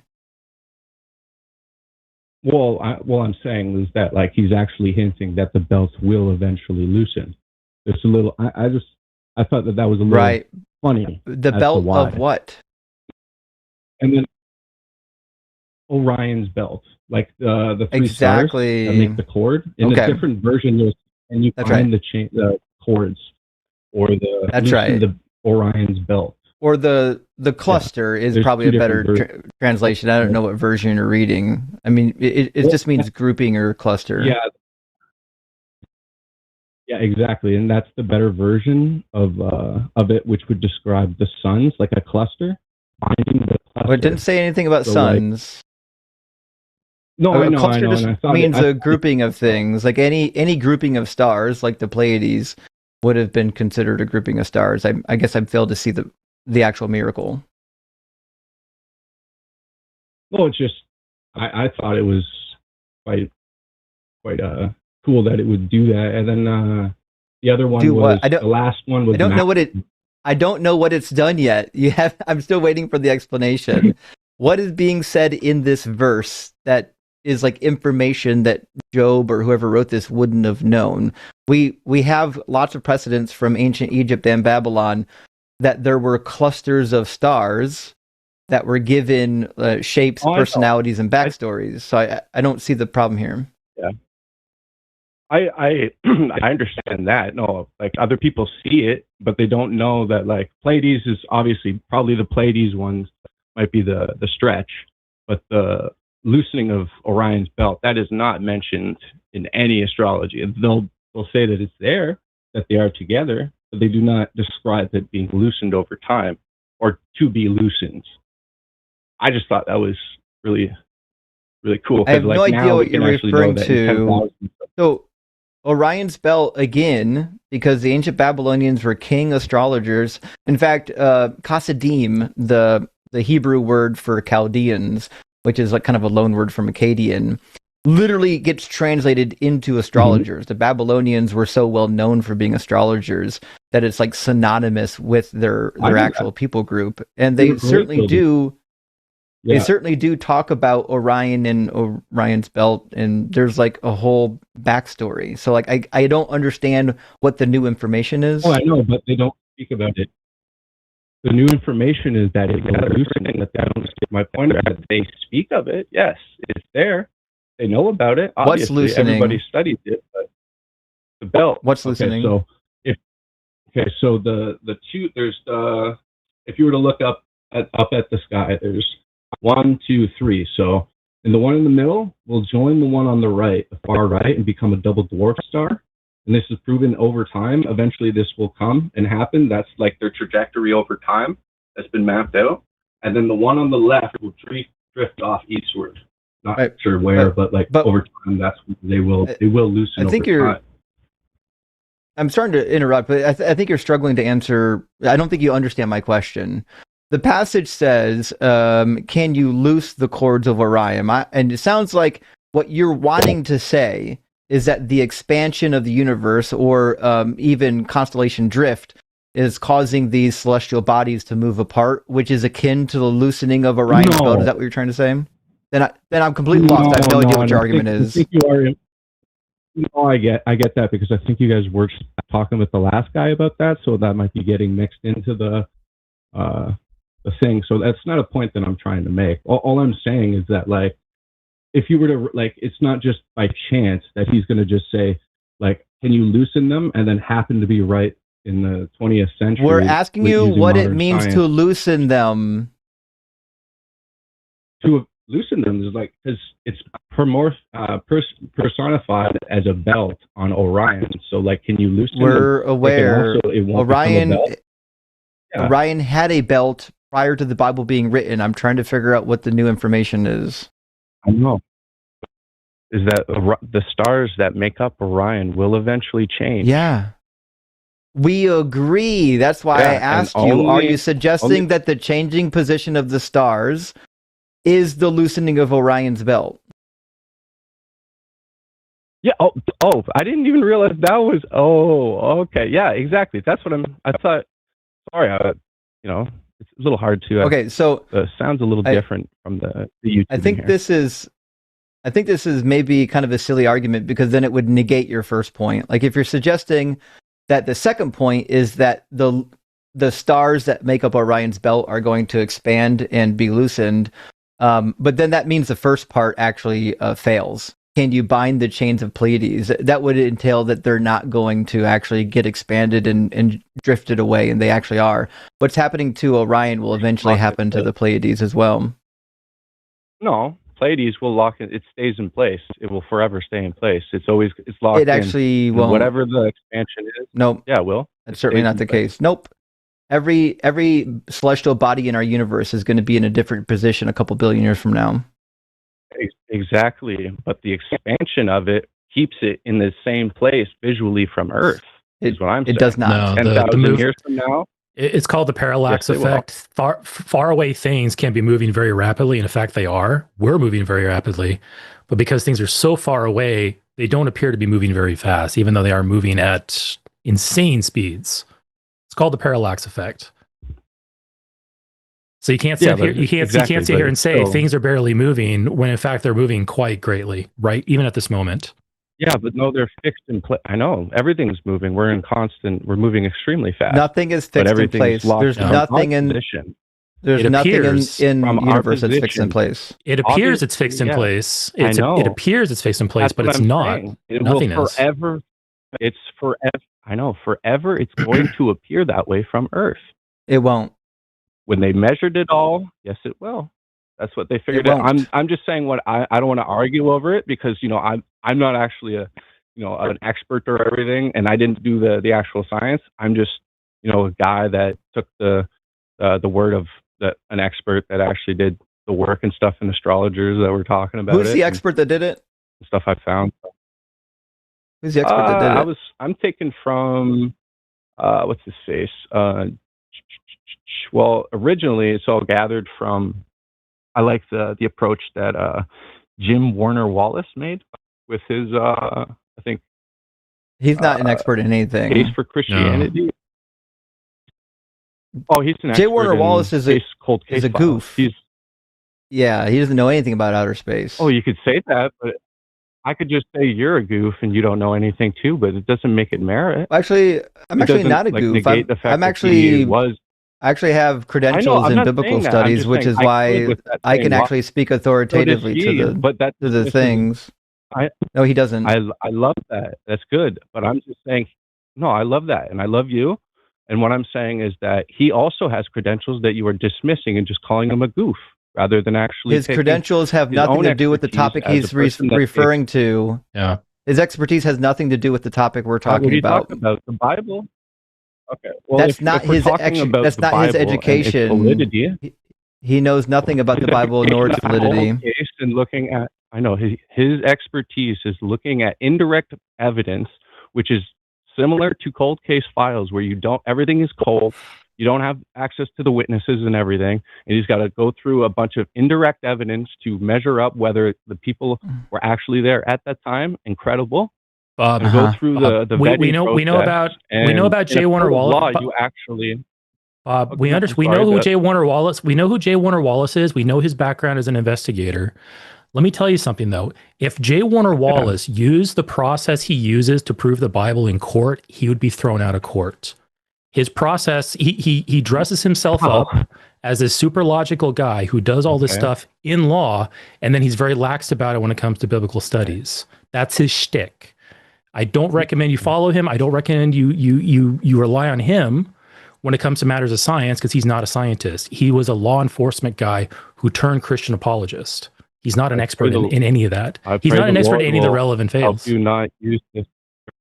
I pray that the Lord will not let you judge somebody in that kind of way and dismiss them over the way. It's not judgment. Bob, it's not judgment. I'm simply stating facts about the guy. Well, you're dismissive. I'm not sure what are you. I'm just saying, like the things that he brought up are valid, and they're not should be taken.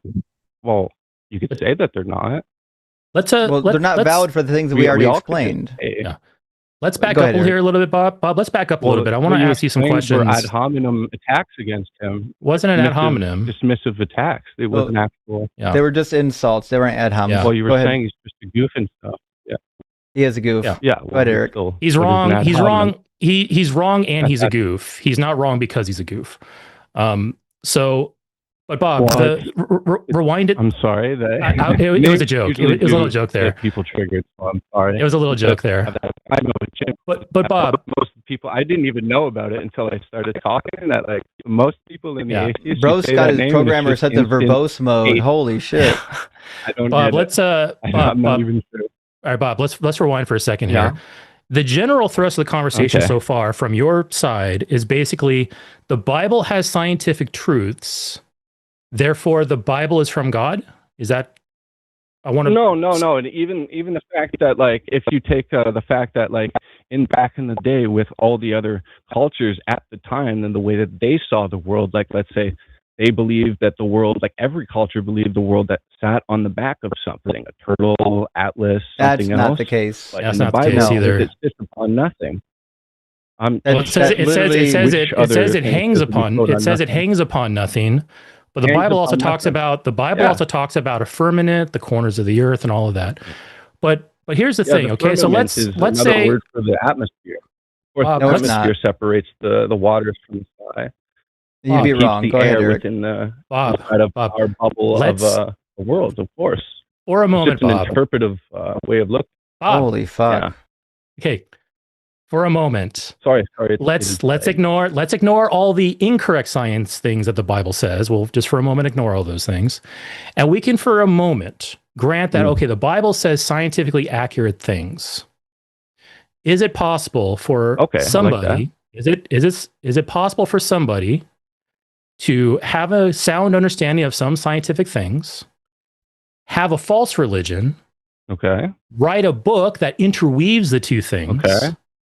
And that religion still be false. Is it possible? Oh yeah, of course. I wouldn't deny that. It'd be great. So even if we did, grant that the Bible somehow has accurate science inside of it, that doesn't demonstrate it comes from a God. For instance, Algebra. Well, it just says that, like, compared for to instance, everybody Bob, else. For instance, like, for instance, algebra. Compared. Algebra was invented in Babylon and ancient Egypt. Pagan worshippers. Yeah. Okay. Does that at all mean, Bob, let me get to my question here. Does that at all mean that those religions are true? No, of course not. Okay. So appealing to supposed scientific accuracies in the Bible does not at all support whether the religion itself is true. It doesn't follow. No, what I would say is taking all of it into account and then, like, matching it together, and then also take into account. So a lot of bad evidence equals good evidence? Bob, so a lot of bad evidence equals good evidence? No, here. Okay, well, if we could drop this one, and I'll what's the best word to I'll give that one up to you guys. I don't know the proper debate term to just concede, like grant, or like, yeah, concede the point. I guess, yeah. I'll just concede this one. All right. So we both agree then. So for the conversation here, then we agree that a book containing scientific accuracies does not mean that other things in the book are true, or that the religion the book is written around is true. The same way that we don't look at ancient Babylonians, nobody knew algebra at the time. They came up with it. Maybe their religion's onto something. Like, that doesn't follow. It's a non sequitur. No, I get that. No, all I'm saying is, like, that just plays into a part that most of, like, what is in there does line up with what we do see in reality. So, like, I wouldn't use that as a definite. I'm just saying that's a funny point.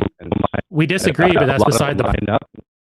So we disagree. We disagree whether it actually, like, has. We disagree whether there's actual like accurate science in there. But it's a moot point, because the science, accurate science or not, is not going to lead you to the religion is true. So let's just get away from that point.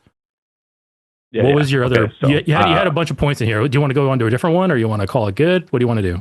Well, like to prove that the Bible is true is using a lot of indirect evidence, and then you got to take all witness accounts, and then, like, trying to match up to see whether people were actually there at the time and stuff. So, like, there's a lot of stuff involved with it. So, like, to get proof over things would be hard. That's an interesting. Followed after Jesus is a good look. Oh, all right. That's an interesting point. What eyewitness testimony are you talking about?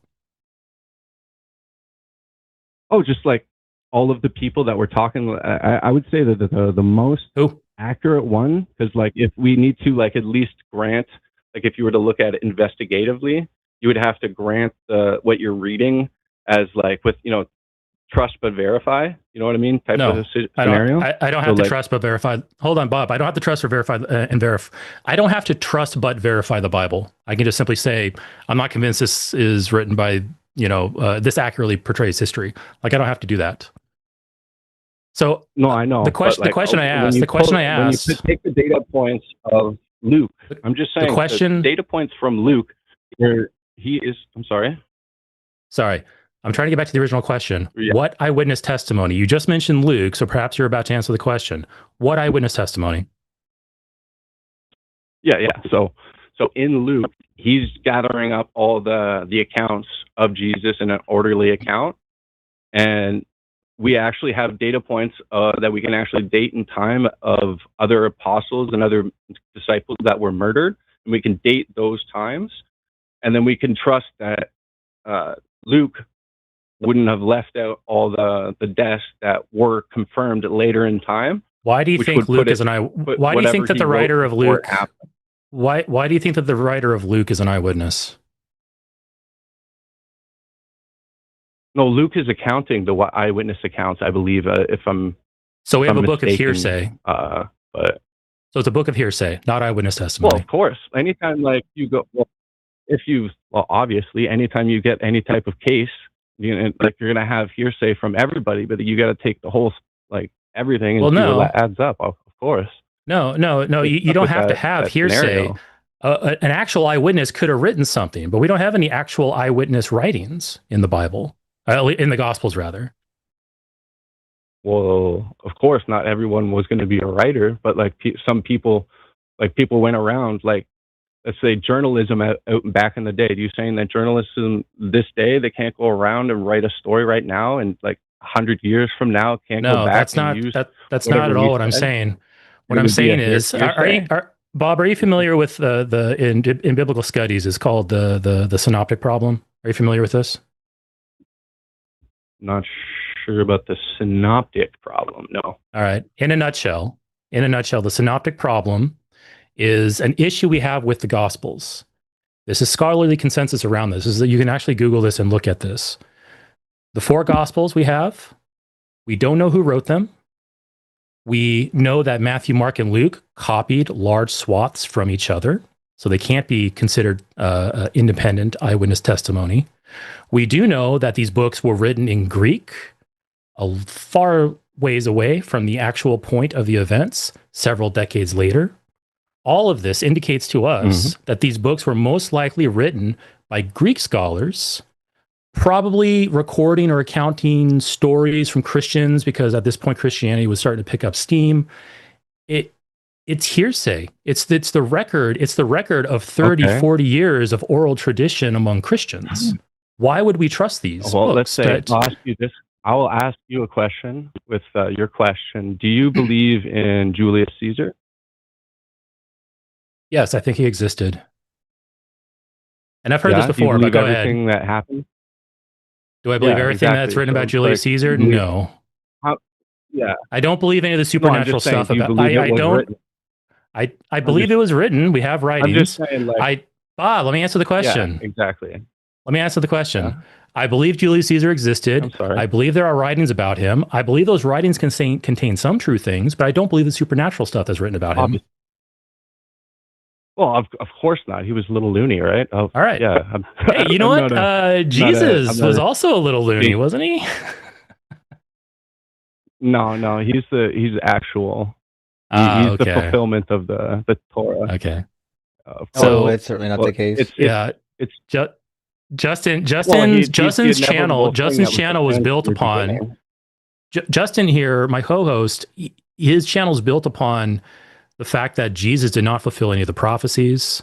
Jesus was a fraud and a liar. Like Justin navigates the Bible to show all that. I'm on the outside here. I'm saying I don't believe any of these books accurately portray this type of supernatural history. I don't think Matthew wrote Matthew. I don't think John wrote John. I think they were written by anonymous Greek scholars because that's what the evidence indicates. Do you have something to indicate otherwise? Well, if that's how, like, your standpoint, it seems to be built up. I'm willing to break down and look on the other side, because that's a pretty substantial thing that you're looking for. For instance, there's like for instance, Bob, 20,000 different, like it's literally the most studied thing in the world with the most manuscripts and everything and manpower.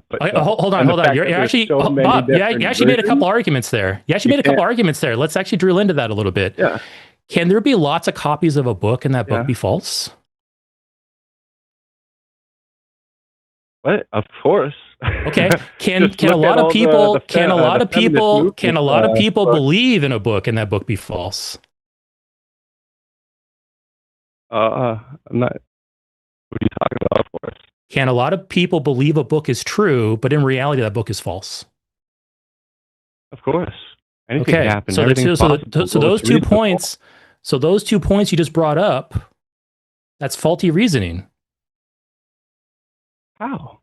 You just appealed to those. I asked you, I said that I think these books are anonymous and I don't see these books as being representative of what people think they do. You brought up those 2 points and then you immediately afterwards with my questions admitted, oh, actually those facts don't lead to that these books are true. A book can be popular and false. A book can be well copied and widely copied and false. Yeah, anything is possible, man, of course. No. Obviously, but what's reasonable when we have this much evidence and all the manuscripts? Anyway, Bob, tell you what, Bob, I'm going to give you, let's give you about 2 minutes. Bob, let's give you about 2 minutes. I laid out my case as to why I don't trust the Gospels, the synoptic problem, the anonymity of the writers, all that stuff. Okay. We haven't even gone into the contradictions. We haven't even gone into the fact that as Justin would gladly talk about, I'm sure, that Jesus did not fulfill any of the prophecies. That's our reason that we don't trust the book. Take 2 minutes. Take 2 minutes. Take 2 minutes and tell us why you believe. Take 2 minutes and tell us why you believe. Why?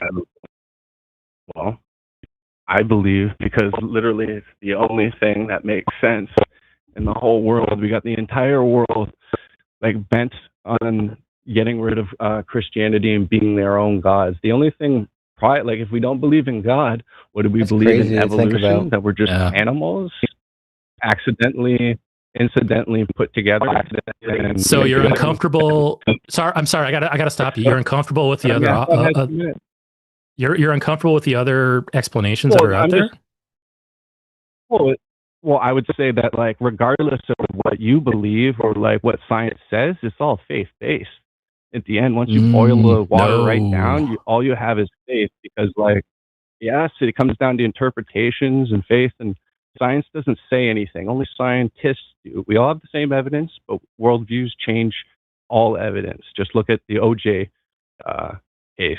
Like worldview matter. Those people had a worldview that the police were brutal and against That's black crazy people. That OJ entered the chat.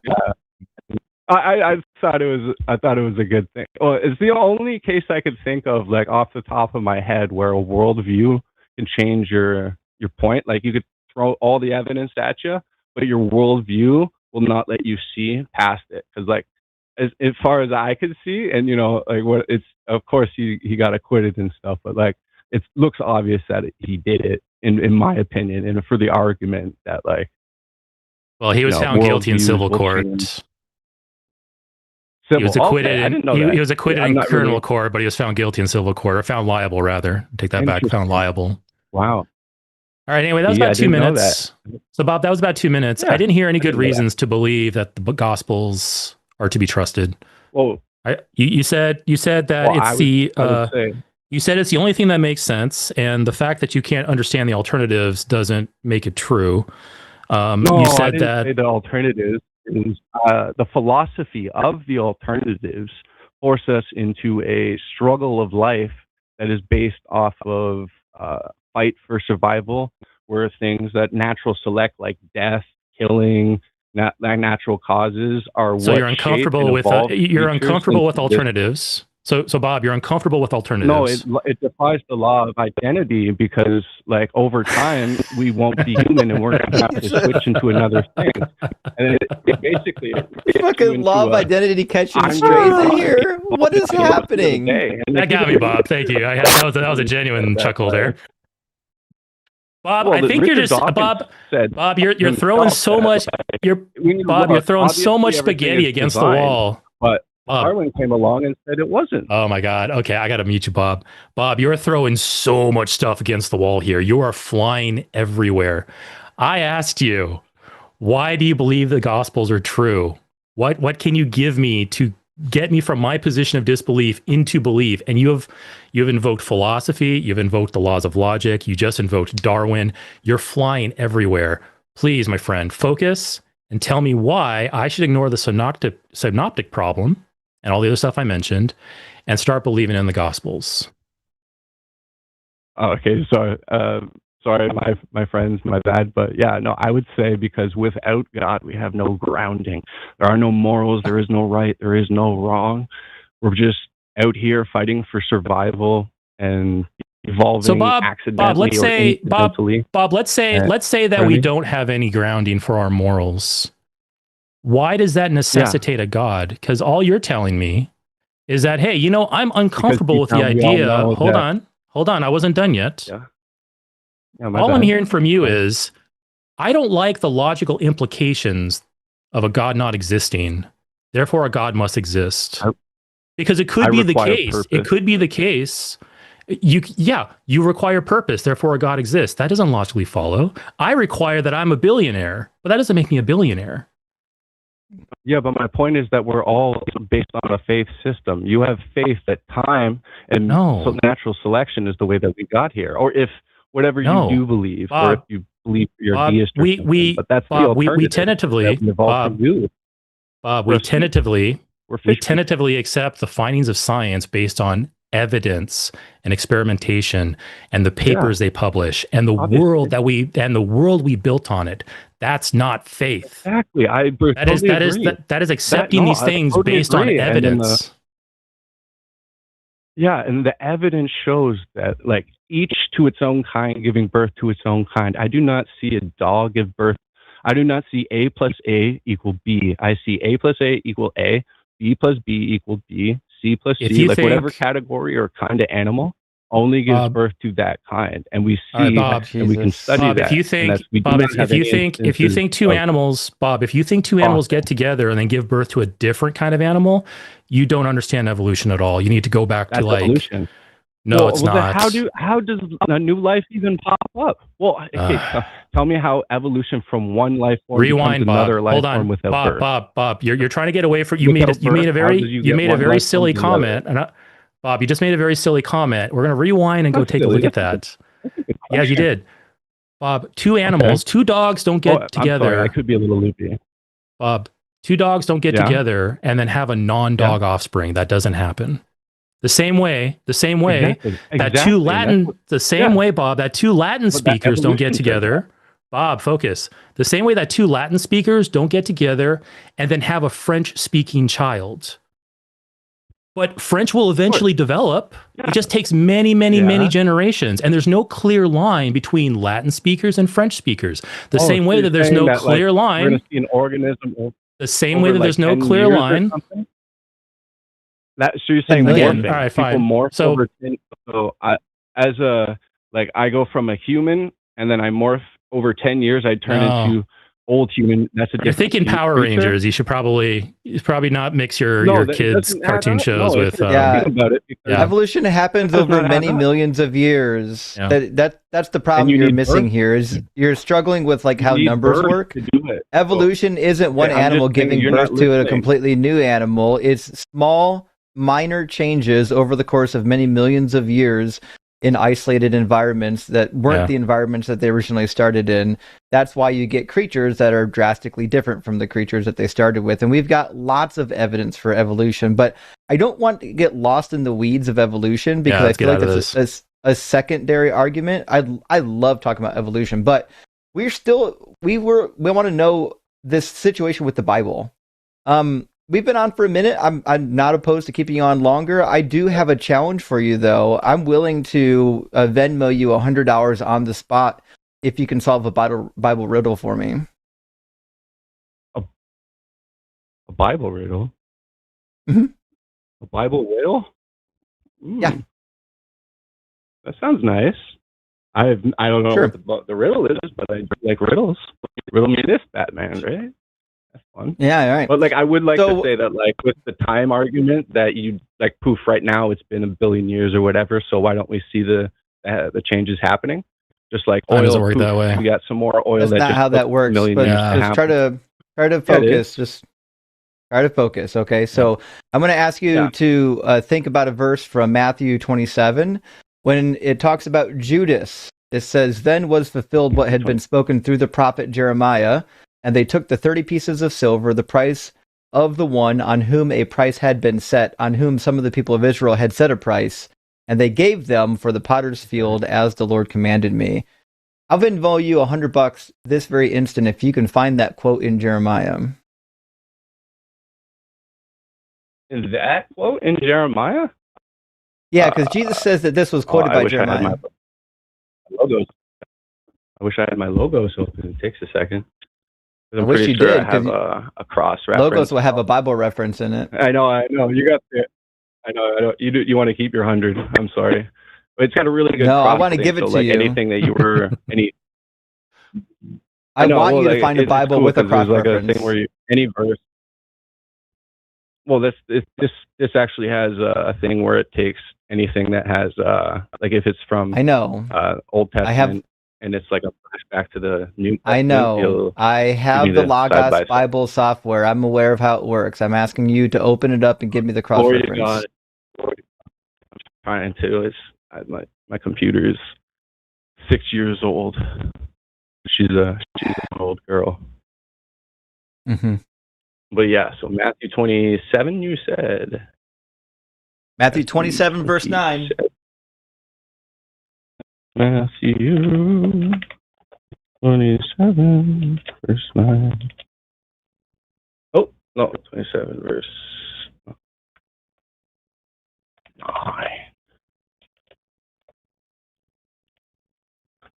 All right, let's see.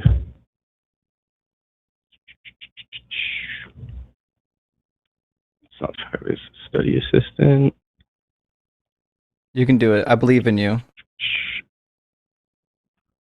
I'm helping. Eric's praying right now. I'm burning incense for you. Let me waft some of the incense of the Lord. Yeah, I think I might have a goat. I might have a goat around here I can sacrifice. Hold on. No goats. My shaman come in. I know Jeremiah too. I have a cat, but I won't sacrifice her. I did do frankincense and myrrh in my incense burner, so this should work. Oh, we got a cat to sacrifice. Yeah, let's make it happen. Okay, fine. For you guys, I'll sacrifice this cat. Oh, not the cat. For Jesus, Lord, I sacrifice this cat for Bob's sake, that he may answer Justin's riddle regarding Matthew 27. He doesn't like 10. that. We're in the new covenant. He'll be very sad because he doesn't like killing. That was never part of the plan. He never liked that. He wanted to bring himself in and pay the debt, the eternal debt for everybody from. Don't get distracted. Don't get distracted. Yeah, I am distracted, and you guys are really good at it. We asked you to read a single scripture. You're stalling. Read the scripture. No, I am the worst at this right now. So verse 27:8. Where is it? At the top. Is it at the top? No. 27:9. Yeah. Lord, okay. Therefore, that field has been called the field of blood to this day, and was fulfilled what had been spoken by the prophet Jeremiah, saying, "The book." Or they took the 30 pieces of silver. Yeah. Okay. So I gotta find. Okay. Sorry. What's the goal? I need to find that in Jeremiah, the book, like where they speak of this. Find me that quote from Jeremiah. I was just using it earlier. What is the? I bet you. Side by side. I bet you just had it. I can't. I used it I used it earlier, and then I had to restart my computer because my audio kicks out after I play it. Sorry. But yeah, I can't remember what button on the thing that does the side by side. But yeah, I don't even have Venmo, so it doesn't even matter, bro. I got Cash App and PayPal. Don't worry, I'll get it to you. We'll give. How about this, Bob? We'll give $100 to the charity of your choice. Step up and do the right thing. Okay, perfect. That sounds nice. Okay, right. The charity is... No. Read the scripture, then you tell us charity later. Read the scripture. Oh, you're right. Jeremiah. Okay, you know what? I can't find the text. I'm just going to do it.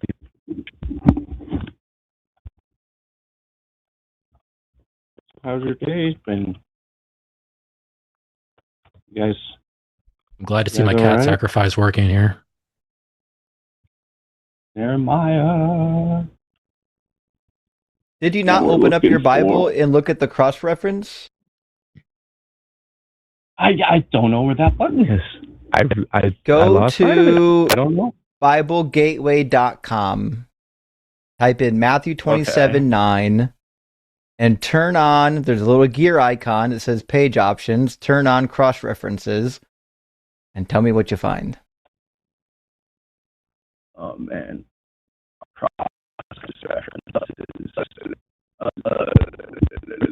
That button for cross? Is it one of those, like... No, not that. Add parallel? No. You guys are basically, like, doing all the work for me to get to it. Bless you. I'd just be like, what am I supposed to do? Where am I? So I'm looking for a cross button, but I really don't know. Where did you say it was again? BibleGateway.com. At the top of the page, there's a gear icon. If you click the gear icon, in fact, we'll just let's just do this. I'm just going to share. Let's hold Bob's hand, because Bob is obviously not very experienced with handling a Bible. We should probably just do it for him. Yeah, let me just share this. Online Bible, not the online one. Not the online one. So this is tech support after dark with Justin and Eric. Can you see this? Anyone? Hello. Look at the screen. I have a problem.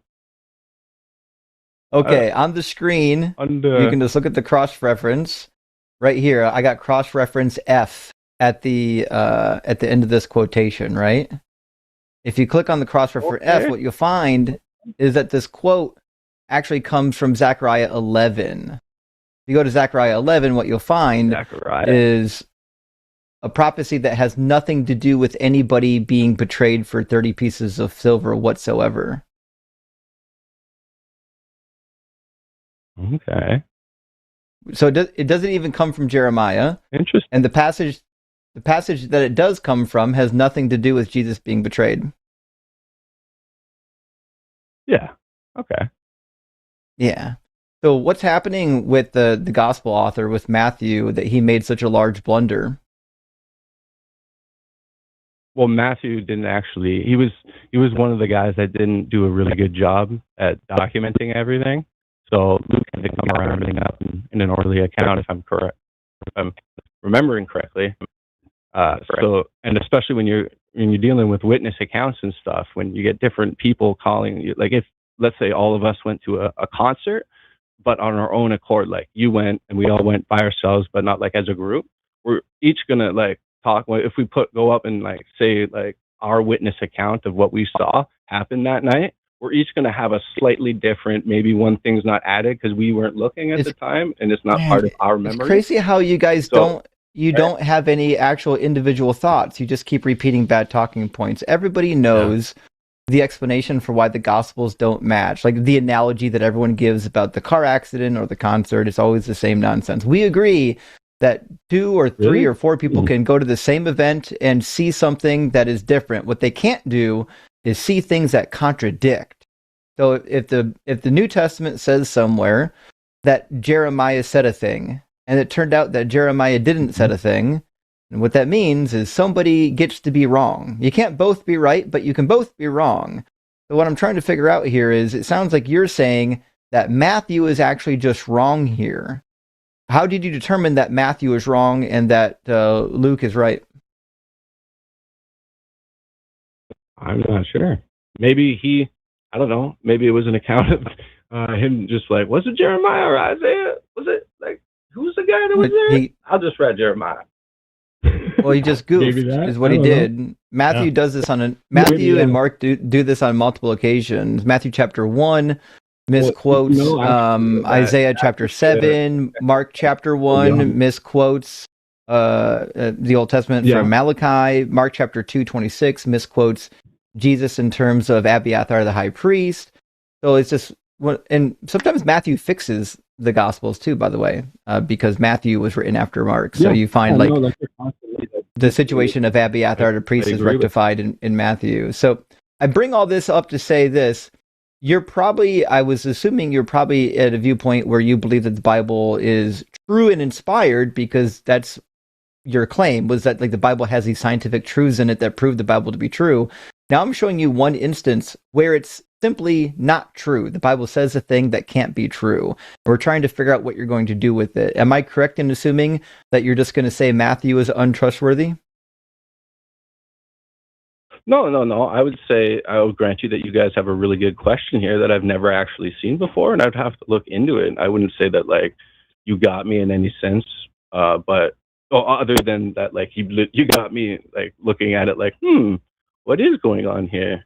But usually every time I do some digging, there's usually an answer at the other side. That's like, I keep the faith, and it always sticks.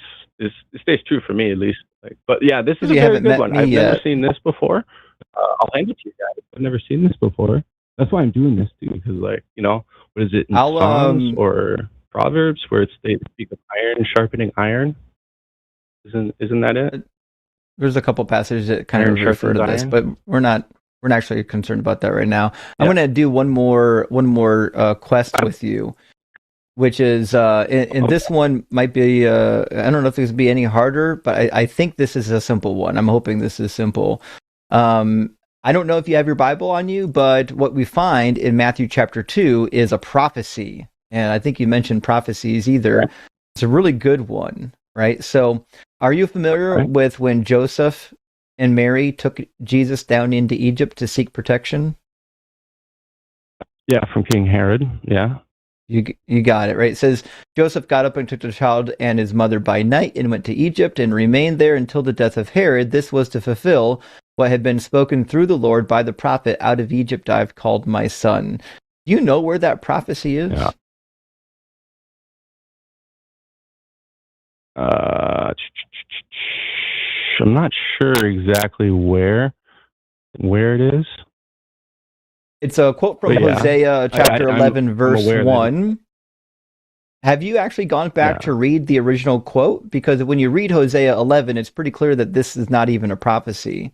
And it's certainly clear that it's not about the Messiah. It says, when Israel was a child, I loved him, and out of Egypt I called my son. The more that I called them, the more that they went from me, and they kept sacrificing to the Baals and offering incense to idols. So this is a historical nugget about the Exodus. This is not even a prophecy about the future. Why would we think that Jesus fulfilled this when he went in and out of Egypt?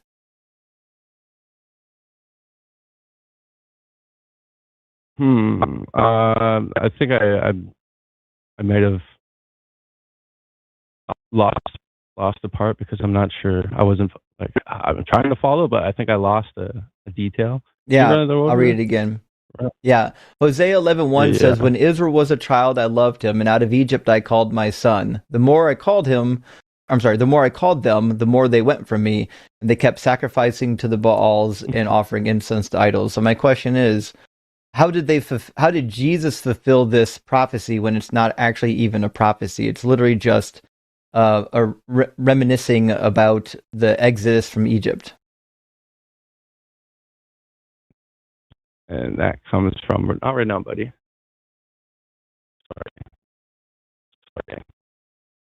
I got kid aggro there. It happens. So let's see. So the thing is, Matthew here is talking about him coming in, like, avoiding King Herod, and then the counter is that there is no mention about this at all happening, or if there was no prophecy of the birth, is what you're saying? No, what I'm saying is that Matthew claims that Jesus went in and out of Egypt in order to fulfill the prophecy, and the prophecy says, out of Egypt I have called my son. That's a direct quotation from Hosea 11:1, and what I'm suggesting is that Hosea 11:1 is not even a prophecy. It's a retelling of the Exodus, which means Jesus could not have fulfilled a prophecy. Why would that make it? That's a big jump for me. That's probably why I'm not sure. I can't actually connect those two together. I don't see the problem. I'll read it again for you. Hosea 11 says, when Israel was a child, I loved him, and out of Egypt I called my son. Mm-hmm. The more I called them, the more they went from me. They kept sacrificing to the Baals and offering incense to idols. Is that a prophecy or is that history? Yeah, that's referring to that's history, because that's speaking about when Moses came down there, and then a big slew of them kept Baal, because he's big, that bull. I'm pretty sure he's Baal, right? Yeah. All right, just follow along for sure. Okay, so somebody telling a history story is somebody. Hey, focus, please. Is somebody telling a history story a prophecy? No, I'm sorry. History story or no, it's just a history story. Right there you go. So then the question is, if there's no prophecy in Hosea 11:1, then how did Jesus fulfill a prophecy that's not there? Because Matthew says he did. Oh, okay. Hold on. Let me see here. Where is the prophecy? Okay. So, where do we find it in the Bible? Like in the Old Testament? I just told you where. It's Hosea 11:1. Yeah, I know. Yeah, but like that doesn't say it. Like there's obviously one out there that I'm gonna have to go find. That's the question you're asking me, right? You won't find it. It's a direct quote from Hosea 11:1. It doesn't exist anywhere else in the Bible. Every cross-reference Bible you've ever had is going to say that it comes from Hosea 11:1. Well, I've never heard that before. I'm going to look at that. Right. This is why, Eric, I mentioned earlier, Jesus fulfilled 0 actual prophecies. Every prophecy attributed to him is some bullshit out of context quotation from the Old Testament. They're not actual prophecies. Now, I'd love to continue this. Isaiah 7:14 has nothing to do with conceive and bear and shall call they can't his help name themselves. Emmanuel. Hosea 11 Isaiah, chapter 7, verse 14, is about a woman who's already pregnant at the time of King Ahaz. The prophecy is about what's happening during the Syro-Ephraimite war against Judah. The prophecies to King Ahaz directly. It says, the Lord spoke to King Ahaz, saying, ask a sign of the Lord your God, let it be as deep as Sheol or as high as heaven. But Ahaz said, I will not ask and I will not put the Lord to the test. Then Isaiah said, hear then, O house of David, is it too little for you to weary mortals, that you weary my God also? Therefore, the Lord himself will give you a sign. Look, the young woman is with child and shall bear a son and shall name him Emmanuel. He shall eat curds and honey by the time he knows how to refuse evil and choose good. For before the child knows how to refuse evil and choose good, the land before, whose 2 kings you are in dread, will be deserted. So the prophecy is about a child born during the reign of Ahaz, and before that child is old enough to know right from wrong, so about age 13 or so, the 2 kings that are attacking him are going to be wasted. That's what the prophecy is about. It's not about Jesus.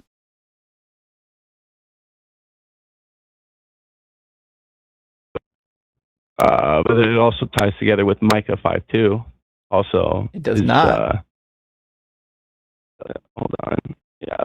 Micah 5:2 has literally nothing to do with Jesus, because it's not about just a Joe Schmo being born in Bethlehem. It's about somebody coming from the line of David and being an actual king. That's why it says, you, O Bethlehem of Ephrathah, who are of the little... He was never a king. He didn't have a kingdom on earth. Take a deep breath. All right, we're going to read it. But you, O Bethlehem of Ephrathah, who are of one of the little clans of Judah, from you shall come forth for me one who is to rule in Israel, whose origin is from old, from ancient days. So this is referring to a lineage. Bethlehem of Ephrathah is a clan, which is why it says a clan of Judah. So he's saying this ruler is going to come from this clan. This clan is where David comes from. This is why it's a messianic passage. And this person is going to rule in Israel, which Jesus never did. And we have no documented evidence whatsoever that Jesus came from this clan, because his mother was a Levite and he had no daddy. Actually, there is a chain of custody for him being in there. That's not what that phrase means. Which one is the lineage of Jesus connected to... the lineage of Jesus in Matthew and Luke both go to Mary. Both go to Joseph. Yeah. Joseph isn't the father of Jesus.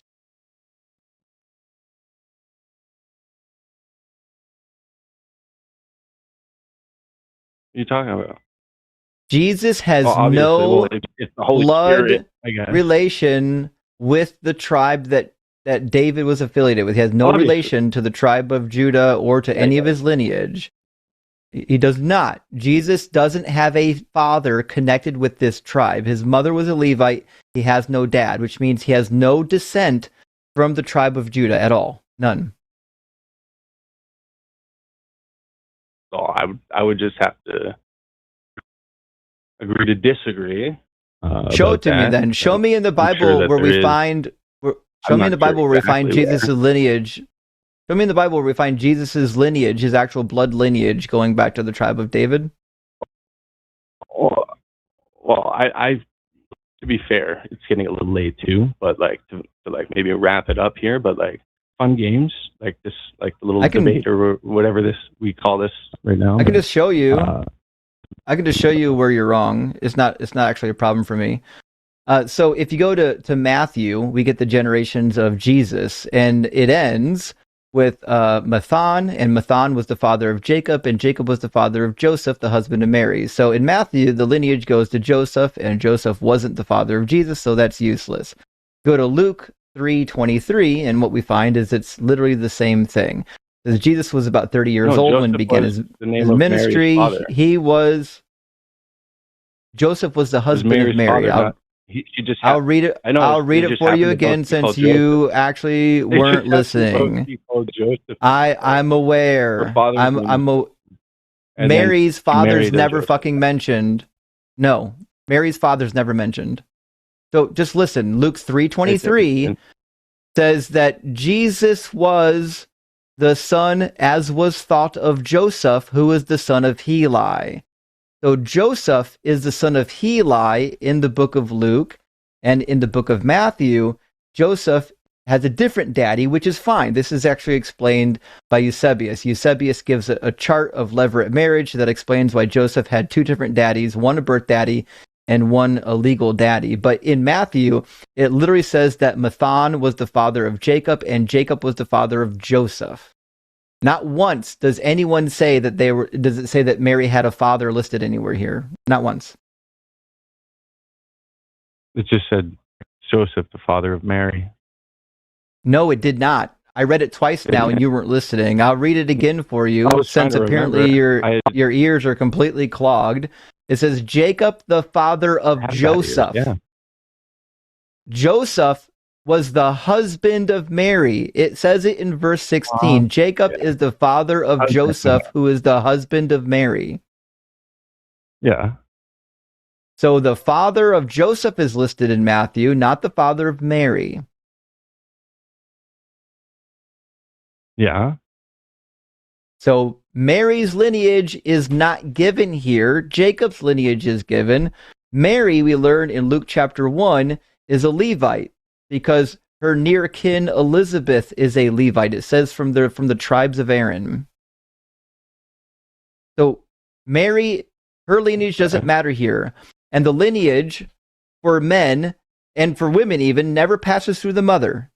Your tribal affiliate never has anything to do with where your mother came from anyways. It's always past patrilineal. That's why in the book of Numbers, when people have to count off their tribes, they count them off by who your daddy was, not who your mommy was. So your tribe affiliation is always going to be through your daddy. Okay. Yeah, and so Jesus didn't have a daddy, which means he doesn't have any tribal affiliation. Well, of course they don't. Well, there's a reason for that. He was supposed to cut off the line, because from the beginning, we were descendants from sin and like murderers from Cain and all them. So I know the reason, but what that means, that's why he had to come in a pure form. Yes, but what that means is Matthew 5:2 is not about Jesus, because Jesus doesn't come from this lineage. Matthew 5:2 says it's going to be a ruler in Israel who comes from the lineage of David. Jesus never ruled, and he wasn't from the lineage of David. So this is not about Jesus. Are you kidding? Because there's the UK.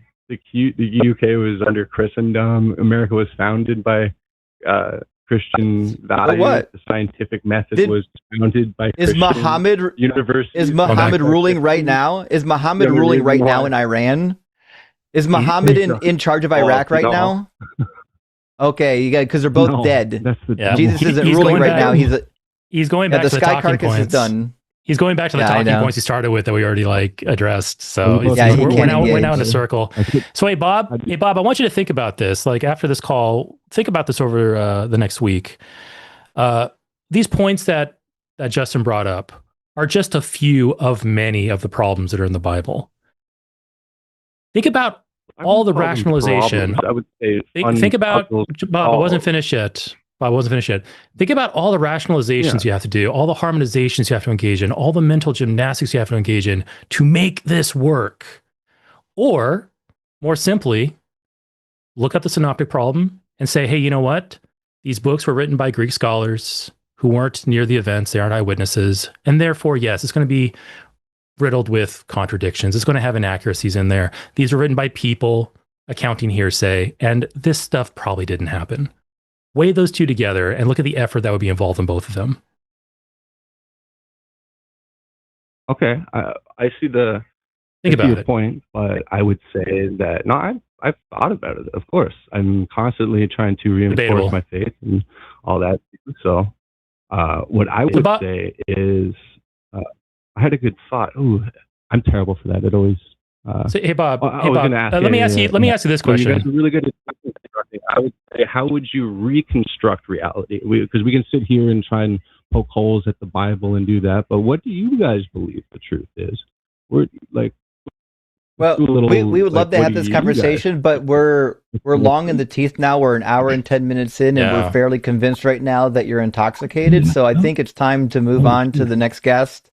There's nothing wrong with partaking. I like to partake sometimes too, but I think we're past the point of like having real conversation. I think we're at the point of shower thoughts. Yeah. So we're gonna move on, buddy. I know, and I love you guys. I'll pray for you guys. I don't know how you feel about that, but yeah. Well, thanks for you. I would just say, good talk. It's no skin off my teeth. I like what this does. I'm just trying to be polite and show you guys love and stuff that like there is purpose and stuff. And fair enough. Reconstructing. I feel loved. Is more valuable than deconstructing, because we can destroy and do demolition all day, but if we haven't built up a proper foundation, then what is it? We got a foundation. We're not worried about that, but I understand that you love us so much, you're concerned for us, and that's fine. Call back again next week, and we'd love to talk to you about it, okay? Yeah. Call us back, man. Okay. He was never going to stop talking. I just had to drop him. I know. But even if we didn't have anything to replace Christianity with, that doesn't make Christianity true. Like, Bob, me and Justin, we could say, I have no idea how to reconstruct reality. I have no idea where morality comes from. I have no idea where anything comes from. I have no answers whatsoever. Us saying that does not at all add anything. It doesn't add an ounce to Christianity. Christianity is false because of the contradictions, because of the problems, because we have more plausible, naturalistic explanations that don't take on such a burden of assuming the supernatural, the burden of assuming that we have this perfect communicating God who somehow gave us this tome of contradictions and expects us to sort through it. Like, we don't have to worry about any of that. We can just go to the simple solution of, hey, you know what? These are just man-made stories, and they seem to resonate with a lot of people, and now we have a religion around it. Like, simple, sufficient. It's all you need. You don't need to go over all the rest of this stuff. You can just drop the faith. Figure out, hey, you know what? Think about what your life would be like tomorrow without Christianity. Maybe realize that, hey, I'd still be here. I could still enjoy life. I still have loved ones around me, hopefully. I don't need this. You don't have to be scared of the stories in there because they're not true. If you can get to that point, you can maybe then start looking at the Bible and what we were talking about more objectively. Less motivation and more, okay, why do I think Matthew wrote Matthew? Okay, is Luke really accounting this testimony to me accurately? How do I reconcile these contradictions? Like, you can start asking and exploring questions like that without the baggage of, I need this to be true. I have to have this be true because I'm uncomfortable with the alternatives. Drop all that and maybe you'll get somewhere.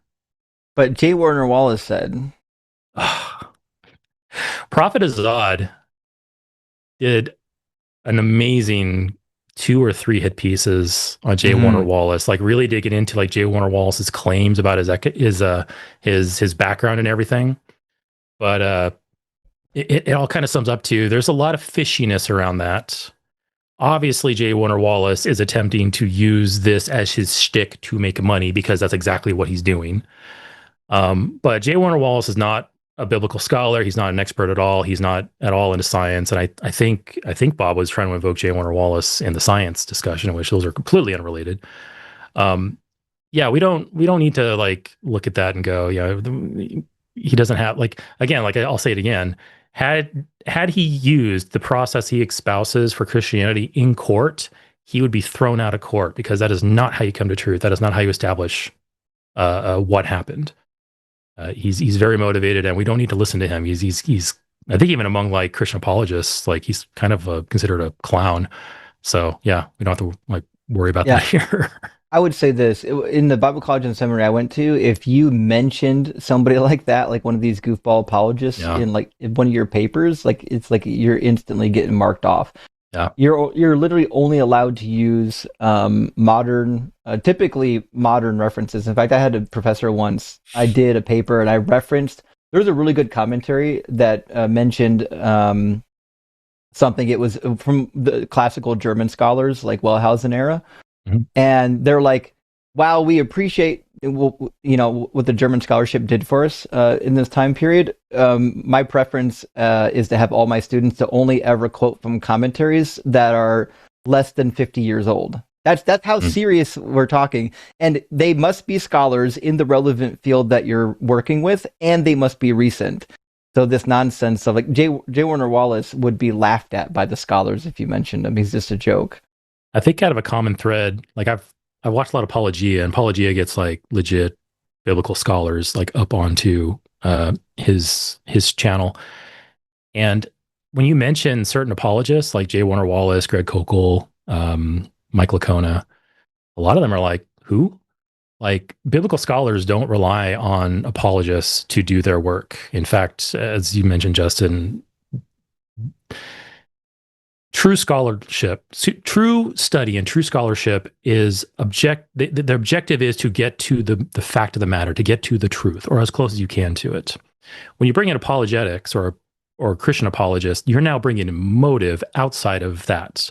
You're bringing in a motive of, we need to demonstrate this as being true. And there's institutions that do that. They have like these declarations of faith, and you must commit to supporting certain conclusions, else you'll lose your job. I think that's how Mike Licona lost his job, is because he said basically like, I don't think that the zombie invasion in Jerusalem when Jesus died actually happened. And he lost his job because of that, because he had a declaration of commitment to the conclusions of the Bible. So yeah, we don't like, apologetics is so funny to me. But yeah, we don't need to bring that up in the conversation when it comes to science and whether the Bible is accurate or not. Like, leave the apologetics out of it. Let's talk about facts. At least that's what I like. Agreed. Well, let's grab our next line. I think Josh was next in line from El Salvador. Yeah. I think we went through all of our theistic callers, but we'll see. We might get another one here before time runs. Josh, welcome in. You're asking, what is a good reason to be an atheist? Well, you're on After Dark with Justin and Eric, so anything else to that question, or would you want to explain that question a little bit fuller at all? Yeah, a little more. I just have a very specific question. I'm an atheist. I have a lot of reasons why I don't believe, but I don't want to have a wrong reason to not believe. In general, I think there is not. My question is: do you guys know a little about quantum mechanics? Quantum mechanics? Next to nothing. No. Nah, okay, so I believe I will call to Aaron, isn't it? I think he is the scientist. Yeah, Aaron Adair. Yeah, Aaron Adair. So I will asking if quantum mechanics disprove of at least a omniscient God, or a God that knows everything. Because I do remember that I saw that in a video that quantum mechanics pretty much disprove omniscient God, because no one can know what happened with quantum mechanics. Everything is not deterministic, but it is probabilistic. So for me, that just simply make impossible a God that knows everything, because no one's gonna to know until the event happened, or until the quantum. I'm not exactly good with quantum physics, but until the event is observed, only that time we know the results. And before that and after that, literally the quantum particles are moving different position and different selections. So I wanted to know if that is a good, valid scientific reason to know now, to discard at least a god that is omniscience. But I think I have to call in another time. Yeah, you're talking about the wrong subject to the wrong people. But Josh, maybe we can just like kind of bring this back to like kind of just more human terms. Your question in the queue, your question is, what is a good reason to be an atheist? Josh, do you believe in vampires? No. Okay. What is a good reason to be what is a good reason to be an avampirist? There is no good. Well, I mean, you will not be almost scared had of it. them. Yeah, you don't. What's a good reason to be an Sorry, I didn't mean to interrupt you. Let's refocus back on the question, because you were just about to touch it, and you're like, oh wait, I don't want to touch that answer. Let's go over here. I'll ask you again. What is a good reason to be an avampirist?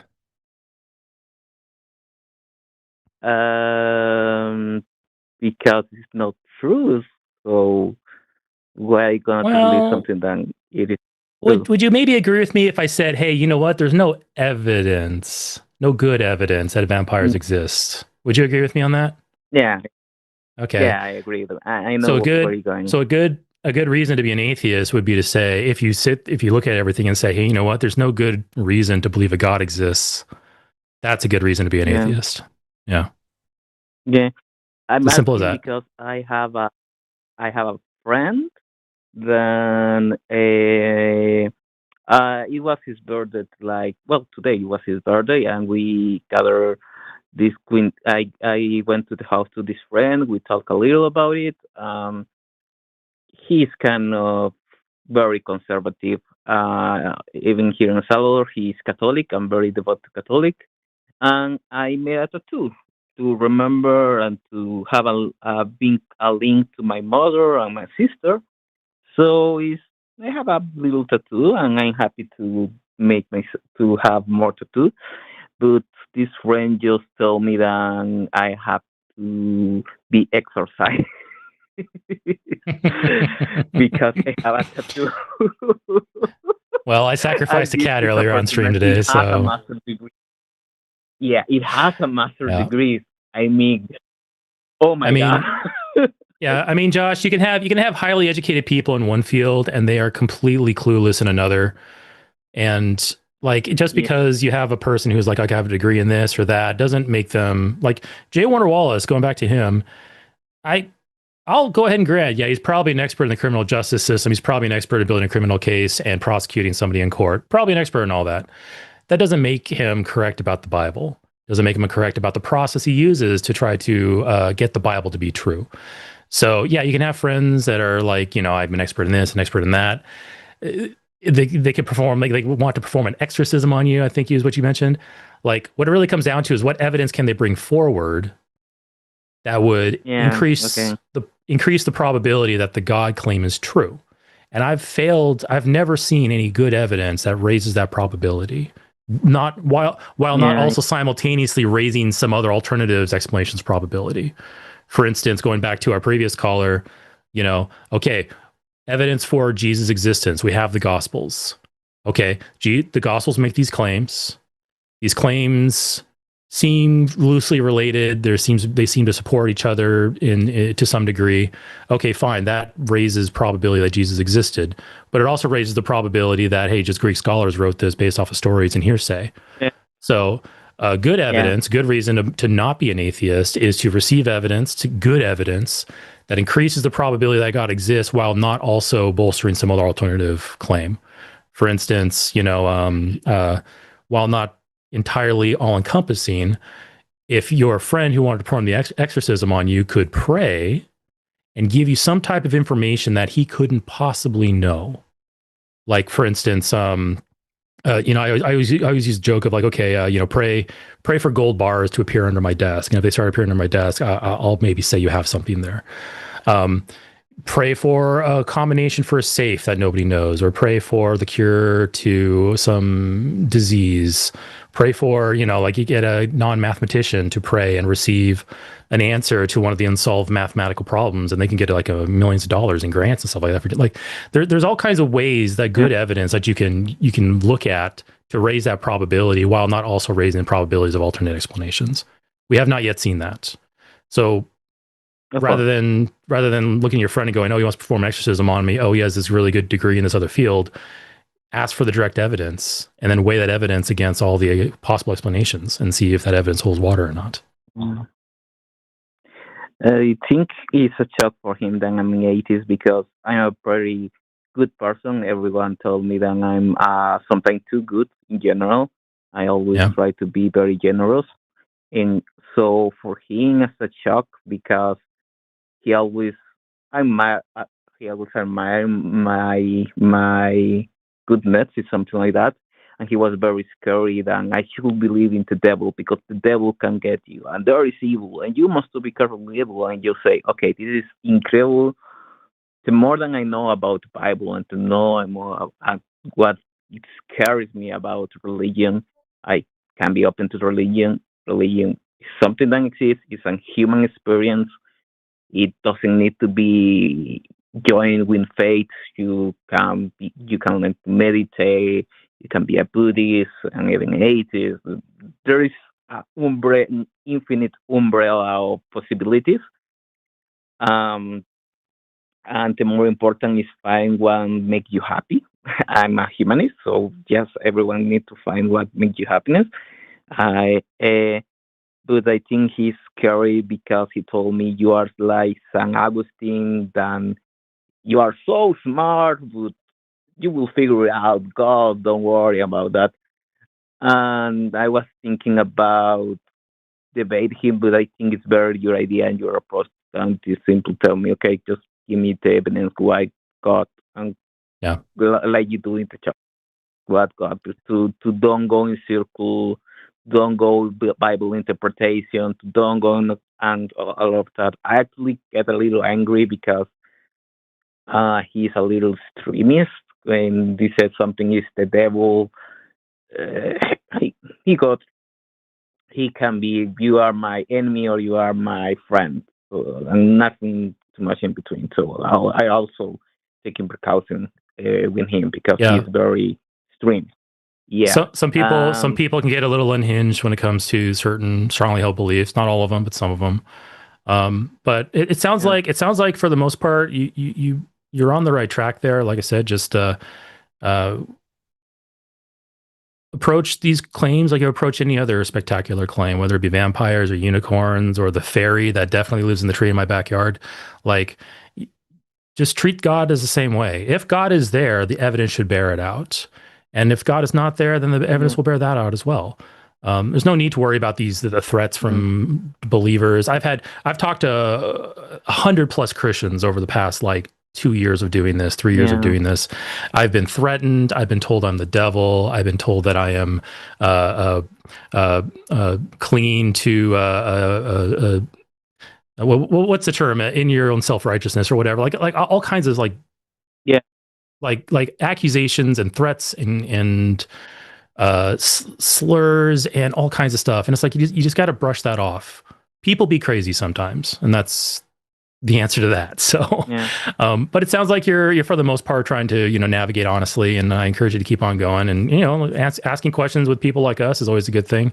Maybe I don't know what your area is like, but maybe find yourself like a secular skeptical type group. I'm not sure that's still a thing, but like back in the day, like meetup.com, you could find like-minded individuals in your area, congregate around certain topics. Like, you can do science and philosophy and atheism and religious studies and all that kind of stuff. Find a group that seems to resonate with you and go hang out and talk with them, bounce ideas off of them. And then, it's help you be a more rounded individual and navigate the world a little easier. Yeah, I will try. It's a little hard because here in El Salvador, the religion is just so in deep into culture. So it's very, very. We are like 3%, I think, of atheists. There is Mhm. like 11 or 14 non-believers, but there is a very strong case of highly religious, so it's kind of hard. But I can try to go in philosophy. Yeah. But normally with philosophy, it is just with religion. But I think there can be more separation. Ironically, I'm I'm a kind, and I study in a Catholic church. Um, a Catholic. I study in a Catholic school and a Catholic university, and there are Jesuits. I don't know if you know it, but they are really open to atheists. They also work side by side with atheists, very open Yeah. to science. So I don't have a problem with that, and we have a lot in common, a lot of values Good. in common. So I guess that's why this friend, and also we went to college together. So he have sense similarity, want to talk to me and all that. I can explain my position, and I will go in. Okay, I don't believe in God because I doesn't have good evidence. What is the good evidence of these other claims? And go from there. And I will try to find a more secular place because I'm kind of tired of so much religion, because it just it's actually it's scaring me that so many people read and memorize the Bible as it is, because it is a mixed bag of so many background things also.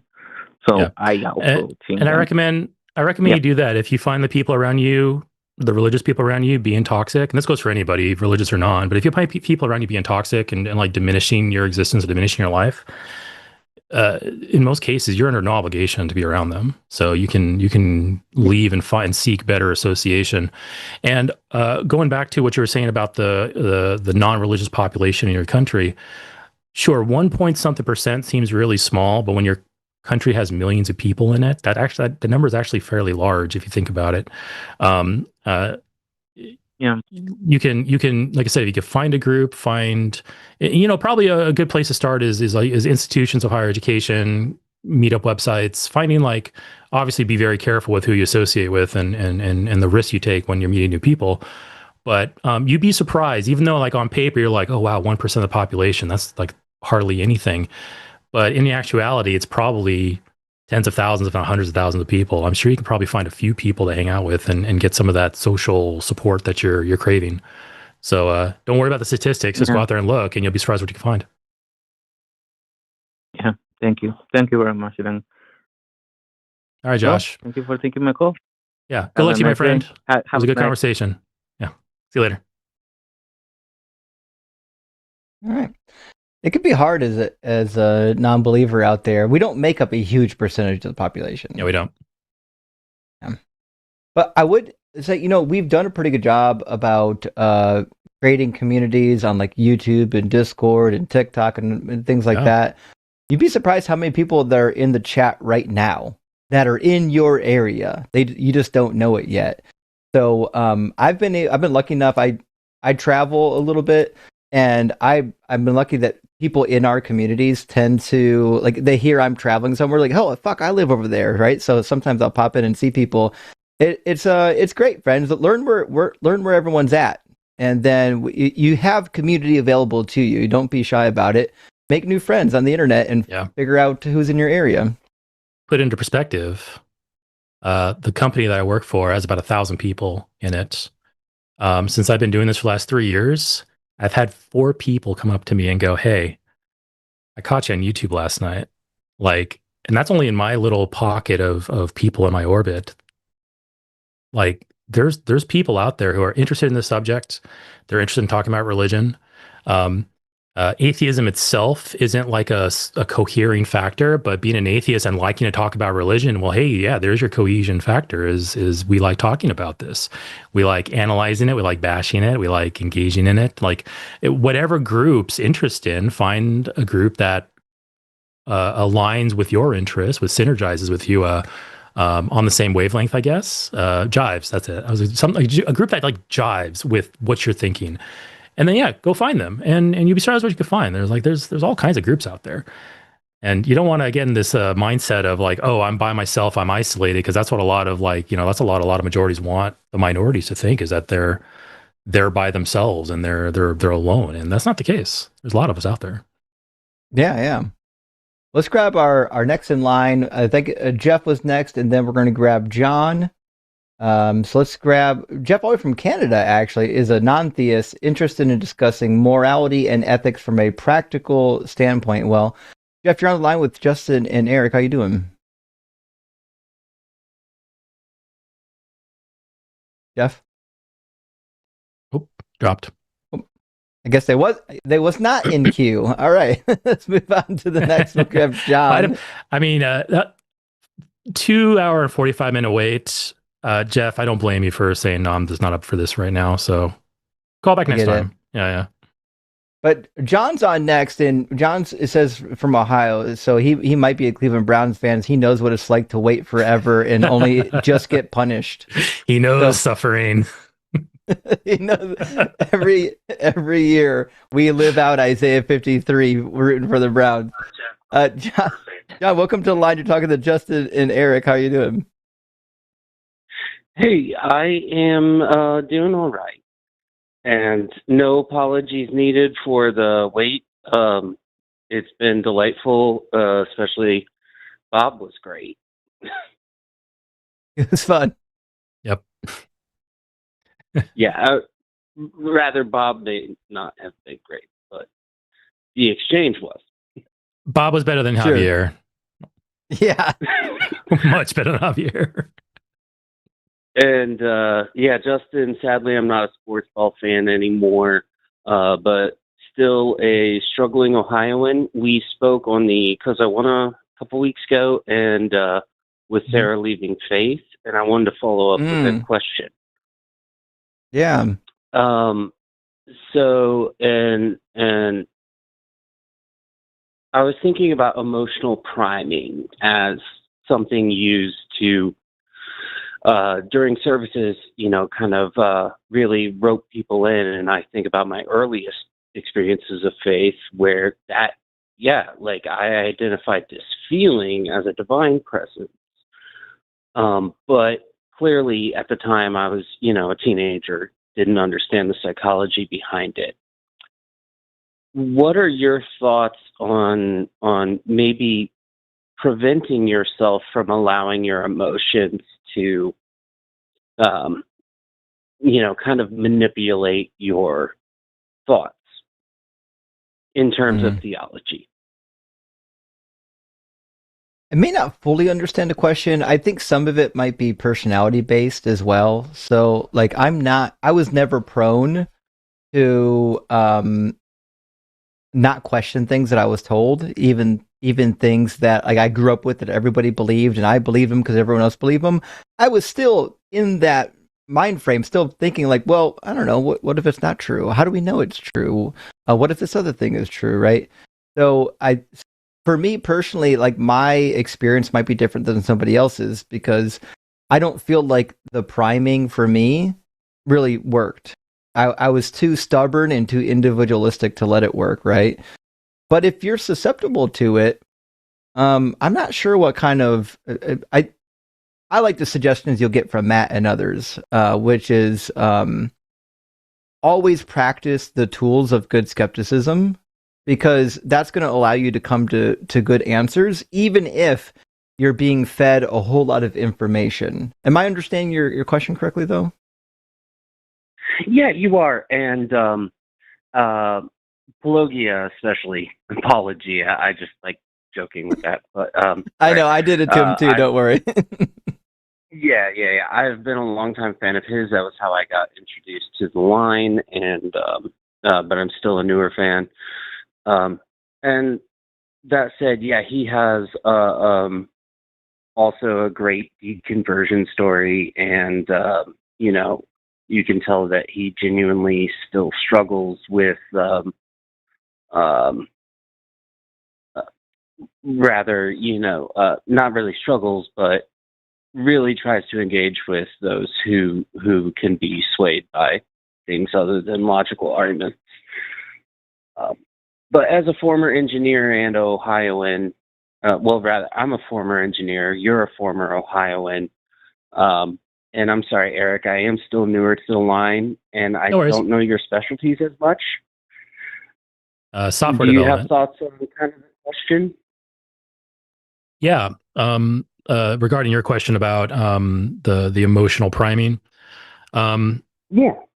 It's going to sound cynical and it's going to sound very out of touch, but I think there's a little bit of merit in it. And the quote is, be a little more dead inside. Religion is very good. Religion is very good at exploiting all of us, exploiting insecurities, exploiting fear, exploiting our fear of death, our discomfort at unanswered questions, discomfort at the world we see around us and how we're not comfortable with quite a lot of it. Religion is very, very good at exploiting that. And as such, religious apologists, preachers, especially the ones, the superstar ones you see in mega churches on TV, really good at using the music and the rhetoric and getting people all fired up emotionally, whether it's like righteous zeal or oppressing, breaking a person down and getting them to sob before they accept Jesus. Like if you can sit back and say, hey, you know what? I don't think I need to live forever. I don't think I need to see grandma again. I don't think I need to have all the answers. I don't need to have the security of this all-knowing God backing me up. If you can shed those wants and desires, you're building up armor against the exploits of religion. So, and I know that's difficult for a lot of people to do. I'm naturally more of a kind of I want to call myself a stoic, but I'm more on the stoic side. I don't let myself get too fired up about things. I kind of let tragedy and things like that kind of slough off me. I experience emotions, but I don't experience them as a lot of other people do I see. And it helps me. It gives me that protection against what might be a point of weakness or a point of exploit, because I care about whether things are true or not based on the evidence and whether I should have a good reason to believe it. I don't lean towards things being true or false because I have discomfort at certain answers or certain possibilities. So if you can get to yourself to a point of, okay, you know what? I don't need these things. These are things I was told I need in my entire life. I was told I need to get into heaven my entire life. I was told that I need to see grandma my entire life. I told you can just get away from all that and just get away from those needs. I think that's half the battle right there. And it's harder for some than others. I fully acknowledge that. And I'm not saying it might be impossible for some. Some might be just like super hyper emotional and that's just how they're wired. And I mean, there's nothing wrong with that. But if you can get to yourself to a point of saying, hey, you know what? I'm not going to let myself be drawn into these promises out of want and desire and emotion. That's like half the battle right there. Yeah. And I love that because that's kind of telling me to be true to myself. Generally, I am a hyperlogical person. So quickly, and this kind of follows up on a conversation that Justin and I had. So you don't need to sacrifice your cat because too late. I'll go ahead and too late. So I do have 2 pet rabbits that are hospice fosters, but they didn't get that memo and have been with me for a year and a half. And tomorrow they will be crossing the Rainbow Bridge. They've been sick for a while, and sorry to hear that. I'm sorry. Yeah, thank you. But that said, I have been in a low place for a while. And this is actually something that couldn't happen because of financial barriers for a while. So I will be going in for an inpatient mental health kind of stabilization treatment. And so I will be emotional. Yeah. Thank you. Mm-hmm. Yeah, I try to take away the stigma and just be honest. Like, that's where, that's where life takes us sometimes, is to a point where we have to ask for help. But sometimes in that vulnerability, bad actors will try to use that time when you are emotional, especially if you're a very logical person. So maybe thoughts on kind of guarding your stoicism. Yeah, I've seen that real time in the witnesses. Certain individuals within the organization using moments of emotional vulnerability as opportunities to preach. I've seen it on multiple occasions. It is disgusting.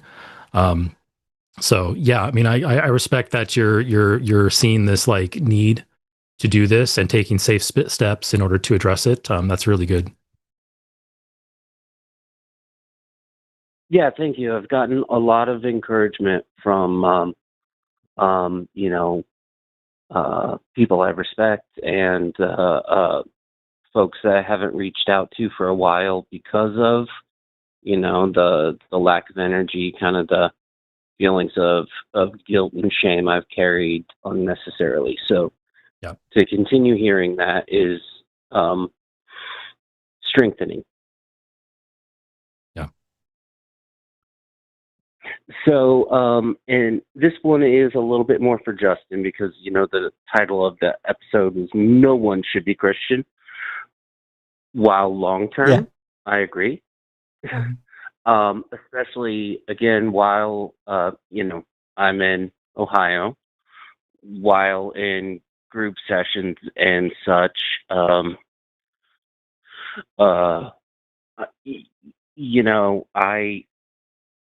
I never want to shit on anyone's cereal.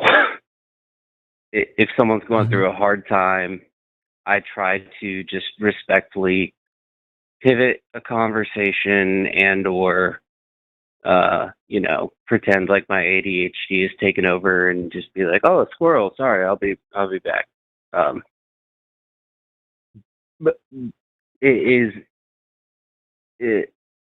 should I, I guess the question is, should I feel bad for not kind of standing up for my beliefs in a certain time? No, I don't think so. We all go through progressions in how we want to handle our beliefs publicly and privately. I don't think you owe an explanation for anybody as to what you believe. There are going to be moments where it's expedient to kind of avoid the topic, and there are going to be moments where maybe the best thing to do is to speak out. But at the reality that you're in, like you kind of have to ask yourself what's best for you in the individual scenarios, or even what's best for the people you care about. For me personally, like most people know where I'm at, but like I play well with my friends and family that are still in the church. I don't give them a hard time over it. In fact, not that long ago, I did a wedding for one of my family members, and I read Bible verses, and I led them in prayer, and I did the whole thing. It wasn't a bother to me. They knew I was an atheist. It wasn't it was secret, but so you kind of have to pick and choose, when you're going to have the hard discussions and when you're not. And I think it's kind of up to you. You shouldn't feel bad for having it too often, for having it too little. It's certainly it's a preference that you get to choose for yourself. Just like for me, I know my preference and how I deal with it isn't going to be the same as everybody else's preference. It's certainly up to you. You don't owe anybody anything. I appreciate that. That said, I keep an eye on the chat because on hold, I just, live the evening as a listener. But to answer Trinket the Clown's question, so I am in Southwest Ohio, and it will be at Beckett Springs because they do accept Ohio Medicaid, and I can give a review in a couple of weeks. I just saw that question, and I try to be honest and advocate for others to get help if needed. Absolutely. So did you used to be a Christian, John? Yes. Did you operate? Catholic. Oh, okay, Catholic. Okay, I was going to ask you if you had a commission to preach, but I don't think Catholics really have that.